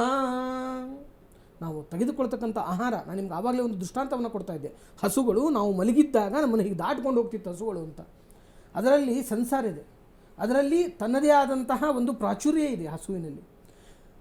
ಈ ಆಹಾರಗಳನ್ನು ಬೇರೆ ಬೇರೆ ಬೇರೆ ಕಲುಷಿತ ಆಹಾರಗಳನ್ನು, ಕಸ ಬೇರೆ ಮಾಂಸ ಬೇರೆ, ಕಸದಿಂದ ರಸ ಮಾಡುವುದನ್ನು ಖಚಿತವಾಗಿ ಸದಾಕಾಲದಲ್ಲಿಯೂ ಒಪ್ಪೋಣ, ಅದನ್ನು ಮಾಡಲೇಬೇಕಾದದ್ದು. ಮಾಂಸಗಳು ಬೇರೆ. ಮಾಂಸದಲ್ಲಿ 2-3 ವಿಭಾಗಗಳುಂಟು. ಏನು ಅಂತಂದರೆ, ಸರಿಯಾದ ಸಂದರ್ಭದಲ್ಲಿ ಅದಕ್ಕೆ ಚಿತ್ರಹಿಂಸೆಗಳನ್ನು ಕೊಡದೇನೆ ಅದನ್ನು ಹತ್ಯೆ ಮಾಡಿ ಕೊಡ್ತಕ್ಕಂತಹ ಮಾಂಸ ಒಂದು ಭಾಗ. ಆದರೆ ಇವರು ಇಲ್ಲಿ ಕೊಡ್ತಾ ಇರತಕ್ಕಂಥದ್ದು, ರಿಪೋರ್ಟ್ ಆಗಿರ್ತಕ್ಕಂಥದ್ದು ಏನು ಅಂದರೆ, ನ್ಯಾಚುರಲ್ ಆಗಿ ಸತ್ತಿರ್ತಕ್ಕಂಥ, ನ್ಯಾಚುರಲ್ ಆಗಿ ಏನೋ ಶಬ್ದಕ್ಕರ್ಥ ಏನು, ಸತ್ತಿರ್ತಕ್ಕಂತಹ ಅಷ್ಟೇ ಇಟ್ಕೊಳ್ಳೋಣ, ನ್ಯಾಚುರಲ್ ಆಗಿ ಅಂತ ಹೇಳೋಕ್ಕೆ ಬರಲ್ಲ. ಸತ್ತಿರ್ತಕ್ಕಂತಹ ಹಸುವಿನ ಮಾಂಸಗಳನ್ನು ಕೊಡ್ತಕ್ಕಂತಹದ್ದು, ಹಸುವಿನ ಮಾಂಸವನ್ನು ಹಸುವಿಗೆ ಕೊಡ್ತಕ್ಕಂಥದ್ದು. ಇನ್ನು ಕುದುರೆ, ಕತ್ತೆ, ಕೋಳಿ, ನಾಯಿ ಇದರಲ್ಲಿರ್ತಕ್ಕಂಥ ಮಾಂಸಗಳನ್ನು ತಮಗೆ ಬೇಕಾದಷ್ಟು ತೆಗೆದುಕೊಂಡು ಉಳಿದದ್ದು ಯಾವುದು ಉಪಯೋಗವಿಲ್ಲವೋ ಅದನ್ನು ಬೇರೆ ರೀತಿಯಲ್ಲಿ ಇದಕ್ಕೆ ಆಹಾರವಾಗಿ ಕೊಡ್ತಕ್ಕಂಥದ್ದು ಸಮಸ್ಯೆ. ಮನುಷ್ಯರಿಗೆ ಪೋಸ್ಟ್ಮಾರ್ಟಮ್ ಮಾಡೋದು ಎಷ್ಟು ಕಷ್ಟ ಇದೆ ಗೊತ್ತಿದೆ ನಿಮಗೆ. ಹಾಗಾಗಿ ಯಾವ ಪ್ರಾಣಿ ಸಹಜ ಮರಣವನ್ನು ಹೊಂದಿರ್ತದೋ ಅದರಲ್ಲಿ ಕಾಯಿಲೆಗಳು ಇದೆಯೇನೋ ಇಲ್ವೋ ಅಂತ ಅದರ ಬಗ್ಗೆ ಸರಿಯಾದಂತಹ ನೀವು ತನಿಖೆ ನಡೆಸಿ ತದನಂತರದಲ್ಲಿ ಕೊಡುವಷ್ಟು ನಿಮಗೆ ಹಣ ಉಂಟ ನಿಮ್ಮಲ್ಲಿ. ನೀವು ನಿಂತಿದ್ದೇ ಹಸುಗಳಿಗೆ ಮಾಂಸವನ್ನು ಕೊಡ್ತಾ ಇರೋದು ಚೀಪಾಗಿ ಸಿಗುತ್ತೆ, ಸತ್ತೋಗಿರೋದೆಲ್ಲ ಇಲ್ಲಿ ತಂದು ಹಾಕ್ಬೋದು ಅಂತ ಹೇಳ್ತಾ ಇದ್ದೀರಿ. ಇದನ್ನೇ ಧರ್ಮಶಾಸ್ತ್ರ ಹೇಳಿದೆ ಹಿಂದೆ, ಸಂಗಾತ್ ಸಂಜಾಯಿತೆ ಕಾಮ. ನೋಡ್ರಿ, ನಾನು ಯಾರನ್ನು ದೂಷಣೆ ಮಾಡ್ತಾ ಇಲ್ಲ. ಆಹಾರ ಪದ್ಧತಿಗಳು ಹಲವಾರು ಮನುಷ್ಯರಲ್ಲಿ ಬಂದು ಹೋಗಿದೆ. ಅದರಲ್ಲಿ ಒಂದು ಪಠ್ಯದ ಕ್ರಮ ಇತ್ತು ನಾವು ಚಿಕ್ಕವರಿದ್ದಾಗ. ಅಂದರೆ ನಮಗೆಲ್ಲ ಪ್ರಶ್ನೆಗಳು ಕೇಳೋರು, ಪರೀಕ್ಷೆಯಲ್ಲಿ ಇದು ಬರ್ತಕ್ಕಂತಹ ವಿಷಯಗಳಿತ್ತು. ಅಂದರೆ ಸಸ್ಯಾಹಾರಿ ಪ್ರಾಣಿಗಳು ಯಾವುದು, ಮಾಂಸಾಹಾರಿ ಪ್ರಾಣಿಗಳು ಯಾವುದು, ಹೀಗೆಲ್ಲ ಕೇಳೋರು. ಇವತ್ತು ನೀವು ಪ್ರಕೃತಿಗೆ ವಿರುದ್ಧವಾಗಿ ನಡ್ಕೋತಾ ಇದ್ದೀರಿ. ಹೌದು, ಹಸು ಸಸ್ಯಾಹಾರಿ ಅಂತ ಸಸ್ಯಾಹಾರಿಗೆ ನಮಗೆಲ್ಲರಿಗೂ ಗೊತ್ತಿರತಕ್ಕಂತಹ ವಿಷಯ, ಅದನ್ನು ನೀವು ಮಾಂಸಾಹಾರಿ ಮಾಡ್ತಾ ಇದ್ದೀರಿ. ಇದು ಯಾಕೆ ಸಮಸ್ಯೆ ಅಂತ ನಾವು ಧರ್ಮಶಾಸ್ತ್ರದಲ್ಲಿ ಹೇಳ್ತೇವೆ ಅಂದರೆ, ನಾವು ಯಾವ ವಿಧವಾದಂತಹ ಆಹಾರಗಳನ್ನು ಸ್ವೀಕಾರ ಮಾಡ್ತೀವೋ, ಯಾವ ವಿಧವಾದಂತಹ ಸನ್ನಿವೇಶಗಳನ್ನು ಮತ್ತೆ ಮತ್ತೆ ನೋಡ್ತೇವೆಯೋ, ಆ ವಿಧವಾದಂತಹ ಒಂದು ನಮ್ಮಲ್ಲಿ ಏನು ಹಾರ್ಮೋನ್ ವೈಬ್ರೇಷನ್ಸ್ ಆಗ್ತದೆ. ಹೌದು, ಅವತ್ತಿನ ದಿವಸ ಇರತಕ್ಕಂತಹ ಹಸುವಿಗೆ ನಾವು ಮಲಗಿದಾಗ ದಾಟ್ಕೊಂಡು ಹೋಗಬೇಕು ಅನ್ನೋ ಪರಿಕಲ್ಪನೆಯ ಪ್ರಕ್ರಿಯೆ ಇವತ್ತಿನ ದಿವಸ ಹಸುಗಳಲ್ಲಿ ಕಮ್ಮಿ ಆಗ್ತಾ ಇದೆ. ನಾವು ಎಲ್ಲರೂ ನೋಡಿ, ನಮ್ಮ ಭಾರತಕ್ಕೆ ಇರತಕ್ಕಂತಹ ಒಂದು ವೈಶಿಷ್ಟ್ಯ ಏನು ಅಂತಂದರೆ, ಇಡೀ ದೇಶದಲ್ಲಿ ಯಾವ ಯಾವ ಸಾಂಕ್ರಾಮಿಕ ರೋಗಗಳು ಬಂದು ಹೋಗಿದೆನೋ ಅದರಲ್ಲಿ ಬಹಳ ಕಡಿಮೆ ತೊಂದರೆಯನ್ನು ಅನುಭವಿಸಿರ್ತಕ್ಕಂತಹ ದೇಶದಲ್ಲಿರ್ತಕ್ಕಂತಹ ಜನ ಅಂದರೆ ಅದು ಭಾರತೀಯರು ಅಂತ ಹೇಳ್ಬೋದು ನಾವು. ಅದು ವೈದ್ಯರಿಗೂ ಕೂಡ ತುಂಬ ವಿಶೇಷವಾಗಿ ಗೊತ್ತಿದೆ. ನಮ್ಮಲ್ಲಿ ರೋಗ ನಿರೋಧಕ ಶಕ್ತಿಗಳು ಹೆಚ್ಚಿಗೆ ಆಗ್ತದೆ. ಆ ನಿಟ್ಟಿನಲ್ಲಿ ನೀವು ಹಸುವಿಗೆ ಮಾಂಸವನ್ನು ಕೊಟ್ಟರೆ ಸಂಗಾತ್ ಸಂಜಾಯಿತೆ ಕಾಮಃ, ಕಾಮಾತ್ ಕ್ರೋಧೋಭಿಜಾಯತೆ. ಮನುಷ್ಯರಿಗೆ ಕೊಡ್ತಕ್ಕಂತಹ ತರಕಾರಿಗಳಲ್ರಿ, ಈಗ ಹೇಳಿದೆ ನಾನು ನಿಮಗೆ, ಎಲ್ಲರ ಆಹಾರ ಪದ್ಧತಿಯು ಅವ್ರಿಗೆ ಬಿಟ್ಟದ್ದು. ಒಂದಿಷ್ಟು ಜನ ಮಾಂಸಾಹಾರದ ಪದ್ಧತಿಯನ್ನು ಇಟ್ಕೊಂಡಿದ್ದಾರೆ, ಅದು ಅವರು ವೈಯಕ್ತಿಕ. ಆದರೆ ಸಾಮಾನ್ಯ ಜನರಿಗೆ ಒಗ್ಗಿರ್ತಕ್ಕಂತಹದ್ದು ನಮ್ಮ ಭಾರತ ದೇಶದ ಇತಿಹಾಸದಲ್ಲಿದೆ. 70% ಜನ ನಾವು ವೆಜಿಟೇರಿಯನ್ಸ್ ಇದ್ದೀವಿ. 70-75% ಜನ. ಅದರಲ್ಲಿಯೂ ಕೂಡ ನಾವು ಕೆಲವೊಂದಿಷ್ಟು ತರಕಾರಿಗಳನ್ನು ತೆಗೆದುಕೊಳ್ಬೇಡಿ ಅಂತ ಹೇಳ್ತೀವಿ. ಕಾರಣ ಏನು ಗೊತ್ತಾ? ಕಾಮ ಕ್ರೋಧ ಮದ ಮತ್ಸರಾದಿಗಳು ಅತ್ಯಂತ ಹೆಚ್ಚಿಗೆ ಬಂದರೆ ಮನುಷ್ಯನಲ್ಲಿ ತೊಂದರೆಗಳು ಉಂಟಾಗ್ತದೆ, ರಾಜಸ ತಾಮಸ ಗುಣಗಳು ಹೆಚ್ಚುತ್ತದೆ ಅಂತ. ಅಂತಹ ಸಂದರ್ಭದಲ್ಲಿ ತರಕಾರಿಗಳನ್ನೇ ಬೇಡ ಅಂತ ಹೇಳಿರ್ತಕ್ಕಂಥ ಕೆಲವೊಂದಿಷ್ಟನ್ನು ನಿಷೇಧ ಮಾಡಿರ್ತಕ್ಕಂಥ ಧರ್ಮಶಾಸ್ತ್ರ ಇನ್ನು ಮಾಂಸವನ್ನು ಹಸುವಿಗೆ ಕೊಟ್ಟು ಆ ಸಸ್ಯಾಹಾರಿಯಾಗಿರ್ತಕ್ಕಂಥ ಹಸುವನ್ನು ಮಾಂಸಾಹಾರಿಯನ್ನಾಗಿ ಮಾಡಿ ಅದರಲ್ಲಿ ಬರ್ತಕ್ಕಂತಹ ಹಾಲನ್ನು ಸ್ವೀಕಾರ ಮಾಡಿ ಇದನ್ನು ವೈದ್ಯರು ಒಪ್ಪಿದ್ದಾರೆ. ಇವತ್ತು ನಿನ್ನೆ ಅಲ್ಲ, ವಾಜಪೇಯಿಯವರ ಕಾಲದಲ್ಲಿ ವೈದ್ಯರು ಒಪ್ಪಿದ್ದಾರೆ. ಇದರಿಂದ ಈ ಹಾಲನ್ನು ಸ್ವೀಕಾರ ಮಾಡೋದರಿಂದ ಜನರಿಗೆ ತೊಂದರೆಗಳಾಗ್ತದೆ. ಏನೇನು ತೊಂದರೆಗಳಾಗ್ತದೆ ಅಂತ ಅವತ್ತಿನ ದಿವಸ ಹೇಳಿದ್ರು. ಇವತ್ತಿನ ದಿವಸ ಅದು ಅಶ್ವವೇಗ ವಾಹಿನಿ ಮುಖಾಂತರವಾಗಿ ಅತ್ಯಂತ ಅಶ್ವವೇಗದ ಒಂದು ಸೂಪರ್ ಸ್ಪೀಡ್ ಅಂತ ಏನು ಕರಿತೀವಿ, ಅದರಲ್ಲಿ ಎಲ್ಲ ಜನರಿಗೂ ಮುಟ್ಲೇಬೇಕು, ಹೊಟ್ಟೆನೋವು ಬರ್ತದೆ, ವಾಂತಿ ಬರ್ತದೆ ಅಂತ ಅವತ್ತಿನ ದಿವಸ ಹೇಳಿದ್ರಿ. ಆ ನಿಟ್ಟಿನಲ್ಲಿ ನಾವು ಸರಿಯಾದ ಆಹಾರವನ್ನು ಸ್ವೀಕಾರ ಮಾಡಬೇಕು. 2 ವಿಷಯಗಳನ್ನ ನಾನು ಪ್ರಾರಂಭದಿಂದ ಹೇಳ್ತಾ ಇದ್ದೀನಿ. ಅವರು ಅಮೇರಿಕದಲ್ಲಿ ಮಾಡಿದ್ರು, ಅದು ತಪ್ಪೇ. ಗಾವೋ ವಿಶ್ವಸ್ಯ ಮಾತರಃ, ಗಾವೋ ಭಾರತಸ್ಯ ಮಾತರಃ ಅಂತ ಇಲ್ಲೂ ಯಾವ ಧರ್ಮಶಾಸ್ತ್ರವೂ ನಮ್ಗೆ ಹೇಳಿಲ್ಲ. ನಿಜ, ನಮ್ಗೆ ಹೇಳಿರ್ತಕ್ಕಂಥದ್ದು ಗಾವೋ ವಿಶ್ವಸ್ಯ ಮಾತರ. ವಿಶ್ವ ಅಂತಂದ್ರೆ ಇಡೀ ಪ್ರಪಂಚ. ಇಡೀ ಪ್ರಪಂಚ ಅಂತ ಹೇಳ್ತೀರಿ ನೀವು, ಧರ್ಮಶಾಸ್ತ್ರ ಹೇಳ್ತದೆ ಭುವನಾನಿ ಚತುರ್ದಶ ಅಂತ. ಒಂದು ಭೂಮಂಡಲದಲ್ಲಿ ಹಲವಾರು ದೇಶಗಳು ಉಂಟಿಲ್ಲಿ, ಅದು ಸೇರಿ ಒಂದು ಪ್ರಪಂಚ ಆಗಿದೆ. ಆದರೆ ಭೂರ್ಲೋಕ, ಭೂವರ್ಲೋಕ, ಸ್ವರ್ಲೋಕ, ಮಹರ್ಲೋಕ, ಹೀಗೆ 14 ಲೋಕಗಳಿದೆ. 14 ಲೋಕಗಳಲ್ಲಿ ವಂದನೀಯವಾದದ್ದು ಹಸು. ಅದಕ್ಕೆ ನಾವು ಇವತ್ತು ಈ ಪ್ರಸಂಗ ಬಂದಿರೋದ್ರಿಂದ ನಮಗೆ ಒಂದು ವಿಶೇಷ ಪ್ರಸಂಗ ಬಂದಿದೆ. ಏನಂತಂದರೆ ಆ ಸಂದರ್ಭಕ್ಕೆ ಬಂದಾಗ ಅದನ್ನು ಮಾತಾಡಬೇಕು, ಅಪ್ರಸ್ತುತ ಪ್ರಸಂಗ ಆಗಬಾರದು. ಆ ನಿಟ್ಟಿನಲ್ಲಿ ಈ ಮುಖಾಂತರವಾಗಿ ನಾವು ಅಮೇರಿಕಕ್ಕೆ ಮನವಿ ಮಾಡ್ಕೊಳ್ತಕ್ಕಂಥದ್ದು ಏನಂದರೆ, ಒಂದು ರೀತಿಯಲ್ಲಿ ಕಟ್ಟೆಚ್ಚರ ಕೊಡೋದು ಏನಂತಂದರೆ, ಮುಂದಿನ ದಿನಗಳಲ್ಲಿ ಆದರೂ ಕೂಡ ನೀವು ಆಕಳುಗಳಿಗೆ ಮಾಂಸದ ಖಾದ್ಯಗಳನ್ನು, ರಕ್ತದ ಪದಾರ್ಥಗಳನ್ನು ಕೊಡೋದನ್ನು ನಿಲ್ಲಿಸಬೇಕು ಅಂತ ಹೇಳ್ಬೋದು. ಆಚಾರ್ಯ ಮತ್ತೆ ಮಾತಾಡಿಸ್ತೀನಿ. ಹಸುಗಳನ್ನು ಸಸ್ಯಾಹಾರಿ ಅಂತ ಕೇಳಿದೀವಿ ನಾವು, ಹುಲ್ಲು ತಿನ್ನುವಂತಹ ಪ್ರಾಣಿ ಹಸು ಅನ್ನುವಂಥದ್ದು ನಮಗೆ ಗೊತ್ತಿದೆ. ಆದರೆ ಈಗ ಹೊಸದಾಗಿ ಕೇಳ್ತಾ ಇರುವಂಥದ್ದು, ಮತ್ತು ಡಾಕ್ಟರೇ ಹೇಳ್ತಾ ಇದ್ರು, ನನಗೆ ಒಂದು ಆಶ್ಚರ್ಯಕಾರಿ ವಿಚಾರ ಅಂತ, ಮಾಂಸವನ್ನು ತಿನ್ನುವಂಥ ಹಸು ಅನ್ನುವಂಥದ್ದನ್ನು ಪರಿಕಲ್ಪನೆ ಕೂಡ ಮಾಡ್ಕೊಳ್ಳೋಕೆ ಸಾಧ್ಯ ಇಲ್ಲ. ಅಂಥ ಒಂದು ಪ್ರಸಂಗ ಅಮೇರಿಕಾದಲ್ಲಿ ನಡೀತಾ ಇರುವಂಥದ್ದು. ಹಾಲಿನ ಉತ್ಪನ್ನಕ್ಕಾಗಿ ಅದಕ್ಕೆ ಸಂಸ್ಕರೀಕರಿಸಿದಂಥ ಒಂದಷ್ಟು ಪ್ರೋಟೀನ್, ಇದೆಲ್ಲ ನಾನ್ ವೆಜ್ ಕೊಡ್ತಾ ಇರುವಂಥದ್ದು, ಮತ್ತು ಅದರ ಉತ್ಪನ್ನಗಳು ಹಾಲು ಮತ್ತು ಹಸುವನ್ನು ಇದೀಗ ರಫ್ತು ಮಾಡುವಂಥ ವಿಚಾರಕ್ಕೆ ಟ್ರಂಪ್ ಮುಂದಾಗ್ತಾ ಇರುವಂಥದ್ದು. ನಮ್ಮ ಭಾರತ ದೇಶ ಅಮೆರಿಕಾದೊಂದಿಗೆ ಬೇಕಾದಷ್ಟು ವ್ಯಾಪಾರ ವ್ಯವಹಾರ ವಹಿವಾಟುಗಳನ್ನು ಮಾಡ್ತಾ ಇದ್ದೆ, ಇದನ್ನು ಮುಂದಿಟ್ಟುಕೊಂಡು ಬೆದರಿಕೆ ಹಾಕಿ ಈಗ ಪ್ರೆಷರ್ ತರ್ತಾ ಇರುವಂಥದ್ದು ಎಷ್ಟರ ಮಟ್ಟಿಗೆ ಸರಿ ಅಂತ ಅತಿಥಿಗಳನ್ನ ಮಾತಾಡಿಸ್ತಾ ಹೋಗ್ತೀನಿ. ಡಾಕ್ಟರ್ ಆಂಜನಪ್ಪ ಸರ್, ಈಗ ನಮ್ಮಲ್ಲಿ ಗಿಡ್ಡ ಹಸು, ಸೀಮೆ ಹಸು, ನಾಟಿ ಹಸು ಅಂತೆಲ್ಲ ಇದೆ. ಇದರ ಉತ್ಪನ್ನ ಏನು ಹಾಲಾಗತ್ತಲ್ಲ, ಇದರಲ್ಲಿ ಬೇಕಾದಷ್ಟು ನೀವೇ ಹೇಳ್ತಾ ಇದ್ರಿ, ಅಲ್ಟಿಮೇಟ್ಲಿ ಇಟ್ ಇಸ್ ಪ್ರೋಟೀನ್ ಅಂತ. ಈಗ ನಾವು ಕೇಳ್ತಾ ಇರುವಂಥದ್ದು, ಈಗ ನಾನ್ ವೆಜ್ ತಿಂತಾ ಇರುವಂಥ ಹಸುಗಳಿಂದ ಬರ್ತಾ ಇರುವಂಥ ಹಾಲೇನಿದೆ, ಇದರಲ್ಲಿ ಈಗ ಮಕ್ಕಳಿಗೆ ಸಿಗಬೇಕಾದಂಥ ಪೌಷ್ಟಿಕಾಂಶಗಳ ವ್ಯತ್ಯಾಸ ಏನಾರು ಇರುತ್ತಾ? ಯಾಕೆಂದರೆ ಕಾರ್ಬ್ಸು, ಪ್ರೋಟೀನು, ಕ್ಯಾಲ್ಸಿಯಂ ಏನೇನೋ ಹೇಳ್ತೀವಲ್ಲ, ಈ ವಿಚಾರದಲ್ಲಿ ಏನಾದ್ರು ವ್ಯತ್ಯಾಸ ಇದೆಯಾ ಅಂತ? ವೈಜ್ಞಾನಿಕವಾಗಿ ಮಾತನಾಡಿದರೆ ಶಾಸ್ತ್ರಿಗಳ ಮಾತು ಕೇಳಲಿಕ್ಕೆ ತುಂಬ ಚೆನ್ನಾಗಿತ್ತು. ಗೌಡರು ಕೂಡ ಮೋದಿಯ ಬಗ್ಗೆ, ನಮ್ಮ ಪ್ರಧಾನಿಯ ಬಗ್ಗೆ ಅಭಿಮಾನದಿಂದ ಒಂದು ಮಾತು ಹೇಳ್ತಿದ್ರು. ನನಗೂ ಖುಷಿ ಅನಿಸುತ್ತೆ. ಆದರೆ ಎಲ್ಲೋ ಒಂದು ಕಡೆ ಇದಕ್ಕೆ ಸಮಂಜಸವೋ ಇಲ್ಲ ನಂಗೆ ಗೊತ್ತಿಲ್ಲ. ಮ್ಯಾಕ್ಸಿಮಮ್ ಮಟನ್ ಎಕ್ಸ್ಪೋರ್ಟ್ ಆಗೋದು ನಮ್ಮ ದೇಶದಿಂದ, 2nd ಬಿಗ್ಗೆಸ್ಟ್ ಎಕ್ಸ್ಪೋರ್ಟ್ಸ್ ಆಫ್ ಗೋಮಾಂಸ ಟು ಅದರ್ ಕಂಟ್ರಿ. ಅದನ್ನು ಏನು ಅನ್ಕೋಬೇಕೋ ನನಗೆ ಗೊತ್ತಾಗಲ್ಲ. ನನಗೆ ಒಂದೊಂದು ಸಾರಿ ಕೆಲವು ವಿಚಾರಗಳನ್ನ ಮಾತನಾಡುವಾಗ ಮನಸ್ಸಿಗೆ ರಿಯಲಿ ಹಿಂಗಾಗುತ್ತಾ ಅನ್ನಿಸ್ತದೆ. ಅದು ಅಪಾರ್ಟ್ ಫ್ರಮ್ ದ್ಯಾಟ್, ಇದು ನೋಡಿ sir, components of milk will not change. Fat, ಎಮ್ಮೆ ಹಾಲ್ಗೂ ಹಸುವಿನ ಹಾಲ್ಗೂ ಕತ್ತೆ ಹಾಲ್ಗೂ ಫ್ಯಾಟ್ ಡಿಫ್ರೆನ್ಸ್ ಇರುತ್ತೆ. ಪ್ರೋಟೀನ್ಸ್ ಎಲ್ಲ ಸೇಮ್, ಲ್ಯಾಕ್ಟೋಜನ್ನೇ ಇರಬೇಕು. ಅದು ಏನನ್ನ ತಿನ್ಕೊಳ್ಳಿ, ಅಲ್ಟಿಮೇಟ್ಲಿ ಪಾಪದ ಪ್ರಾಣಿಗೆ ಮಾಂಸ ತಿನ್ನಿಸ್ತಾರೆ ಅಂದರೆ ಅವರಂಥ ಏನು ಕ್ರೌರ್ಯ ಇನ್ನೊಂದಿಲ್ಲ. ಬಟ್ ಅದಕ್ಕೆ ವಿಧಿ ಇಲ್ಲ, ಅದಕ್ಕೆ ಗೊತ್ತಿಲ್ಲ, ತಿಂತದೆ. ಬಟ್ ಕೊಡೋ ಹಾಲಿನಲ್ಲಿ ನನಗಂತೂ ಆ ಡೆಫಿನೇಷನ್ ನಮ್ಮ ಎಲ್ಲೂ ಬುಕ್ನಲ್ಲಿಲ್ಲ. ಯಾಕಂದ್ರೆ ನಾನು ಮಾತಾಡಿದರೆ ವಿಜ್ಞಾನ ಮಾತಾಡಬೇಕು. ಆ ಹಾಲು ಕುಡಿದ್ರೆ ಹೆಚ್ಚು ಕಮ್ಮಿ ಆಗುತ್ತಾ? ಇಲ್ಲ, it is A protein. But fat ಇವೆಲ್ಲ ನೋಡಿ, ಯಾಕೆ ಸ್ಕಿಮ್ಡ್ ಮಿಲ್ಕ್ ನಾವು ಕುಡಿಬೇಕು ಅಂದರೆ, ನಾವು ಕುಡಿಯೋ ಹಾಲಿನಲ್ಲಿ ಫ್ಯಾಟ್ ಜಾಸ್ತಿ ಇರುತ್ತೆ, ಕೊಲೆಸ್ಟ್ರಾಲ್ ಜಾಸ್ತಿ ಆಗುತ್ತೆ, ಹಾರ್ಟ್ ಅಟ್ಯಾಕ್ ಆಗುತ್ತೆ. ಈ ರೀತಿಯ ಇದರ ರಿಯಲ್ ಕಾಂಪೊನೆಂಟ್ ಬಂದರೆ ಅದನ್ನು ಏನು ಮಾಡಿ ನಾವು ಜನಗಳಿಗೆ ಕೊಡಬೇಕು. ಅಲ್ಟಿಮೇಟ್ಲಿ ನೋಡಿ ಸರ್, ಇವೆಲ್ಲ ಬಿಸ್ನೆಸ್ ಮೈಂಡೇನೆ, there is no doubt in it. So ಮನುಷ್ಯನ ಆರೋಗ್ಯದ ಬಗ್ಗೆ ಇವ್ರಿಗೆ ಯಾರಿಗೂ ಕಾಳಜಿ ಇಲ್ಲ. ಅವನಿಗೆ ಎಷ್ಟು ಲಾಭ ಆಗುತ್ತೆ, ಇವನಿಗೆ ಎಷ್ಟು ಲಾಭ ಆಗುತ್ತೆ, ಇದೇನು ಮಾಡ್ತೆ, ಇದೇನೆ. ಈ ಮಟನಿಗೆ ಬಂದಾಗೂ ಕೂಡ ಎಲ್ಲ ಒಂದು ಶಾಸ್ತ್ರಿಗಳು ಮಟನ್ನು ಪಾಪ ಅವರು ಅದ್ರ ಬಗ್ಗೆ ಇದಿಲ್ಲ. ಆದರೂ ಕೂಡ ಹೇಳ್ತೀನಿ, ಋಷಿ ಮುನಿಗಳು ಮಾಂಸ ತಿಂತಿದ್ರು ಅಂತ ನಾನು ಕೇಳಿದಾಗ ನನಗೆ ಆಶ್ಚರ್ಯನೇ ಆಗುತ್ತೆ, ನಿಜವ ಅನ್ನಿಸ್ತದೆ. ಬಟ್ ತಿಳಿದಿರೋ ಸುದ್ದಿ ಪ್ರಕಾರ mutton is a mutton, there is no doubt. ಪ್ರಾಣಿನ ಸಾಬರು ಕುಯ್ದಂಗೆ ಅರ್ಧ ಬಿಸ್ಮಿಲ್ಲ ಮಾಡಿ ಕುಯ್ದಾಗ ಪಾಪ ಅದು ಒದ್ದಾಡಿ ಸಾಯ್ತದೆ. ಅದು ಮಟನ್ನೇ ನಮ್ಮಲ್ಲಿ ಈಗ ಹೊಸ್ದಾಗಿ ಶುರುವಾಯಿತು. ಹಿಂದೂಗಳು ಕೂಡ ಅದಕ್ಕೇನೋ ಒಂದು ಪದ ಯೂಸ್ ಮಾಡಿರೋ ಮರ್ತದೆ, ಜಟ್ಕಾ ಕಟ್ಟನ್ನು ಮಾಡಿ ಇದನ್ನು ಪಾಪ ಹೊಟ್ಟೆ ಉರಿತದೆ ಅಷ್ಟೇ ಆ ಪ್ರಾಣಿ. ನಾವೆಲ್ಲ ಹಳ್ಳಿ ಒಳಗೆ ಕುಯ್ಯೋದು ನೋಡೇವಿ, ನಾವೆಲ್ಲ ಗೌಡ್ರು ನೋಡಿದ್ದೀವಿ ಅಂದಿನ ತಂದು ಹೆಂಗೆ ಕುಯ್ಯೋರು ಇವೆಲ್ಲ. ಬಟ್ ಎಲ್ಲೇ ಒಂದು ಕಡೆ ultimately food is food. Mutton is mutton, chicken is chicken, white mutton ಬೇರೆ, ಚಿಕನ್ ಮಟನ್ ಬೇರೆ, ಫಿಶ್ಶೇ ಬೇರೆ, ಇವೆಲ್ಲ ಇರ್ತವೆ. ಬಟ್ ನೀವು ಕೇಳೋ ಪ್ರಶ್ನೆಯ ಪ್ರಕಾರ ಈ ಹಾಲನ್ನು ಕುಡಿದ್ರೆ ಮಕ್ಕಳಿಗೆ ಕೊಟ್ಟರೆ ಏನಾದರೂ ಹೆಚ್ಚು ಕಮ್ಮಿ ಆಗುತ್ತಾ? I don't think so. Sir, ಸಸ್ಯಾಹಾರಿಗಳು ಓಕೆ, ಈಗ ಹಸುಗು ಮಾಂಸ ತಿನ್ನೋದ್ರ ಬಗ್ಗೆ ಹೇಳಿ ಸರ್. ಅದಕ್ಕೆ ತಿನ್ನಿಸ್ತಾ ಇರೋದ್ರ ಬಗ್ಗೆ ತಪ್ಪು, ಅದಕ್ಕೆ ಗೊತ್ತಿಲ್ಲ. ಪೇಪರ್ ಕೊಟ್ಟರು ತಿಂತದೆ. ಇವತ್ತು ನಾವೆಲ್ಲ ಪ್ಲಾಸ್ಟಿಕ್ ತಿನ್ನಿಸ್ತಾ ಇಲ್ವಾ? ಸೊ ತಪ್ಪು ಅದು. ಪಾಪ ಸರ್ ಹೆಂಗೆ ಕುಯ್ಕೊಂಬಂದು ಹಾಕ್ಯವು ಗೊತ್ತಾ ಸರ್? ತೋಟಕ್ಕೆ ಹೋಗಿ ನಾನೇ 2 ಸಾರಿ ಆ ಗಪ್ ಸೊಪ್ಪು ಅಂತ ಕುಯ್ಕೊಂಬಂದು ಹಸುಗಳಿಗೆ ಹಾಕೀವಿ. ನಾನು ಕೂತ್ಕೊಂಡು ಘಾಟಿ ಜಾತ್ರೆ ಹೊಡಿಯೋದಕ್ಕೆ ಮೊದಲು ನನ್ನಪ್ಪ ನನಗೆ ಇವು ಕೊಡೋರು, ಮೆಣಸಿನ್ಕಾಯಿ ತಿನ್ಸೋರು ನಮ್ಮಪ್ಪ, ನಾಲ್ಗೆ ರುಚಿ ಬರಲಿ ಅಂತ. ಅದಕ್ಕೆ ಹುಳ್ಳಿಕಾಳು ಇವೆಲ್ಲ ಎಷ್ಟು ಚೆನ್ನಾಗಿ ಅವನ್ನ ನಮ್ಮ ಮಕ್ಕಳ ಥರ ಸಾಕೇವಿ, ತಬ್ಕೊಳ್ಳೇವಿ, ಮುತ್ತಿಕ್ಕೇವಿ. ಹಂಗೆ ಬೆಳೆಸೋರಿಗೆ ನೀವು ತಗೊಂಡೋಗಿ ದನಿನ ಮಾಂಸ ತಿಂತೀನಿ ಅಂದರೆ ತಪ್ಪಲ್ವ ಸರ್?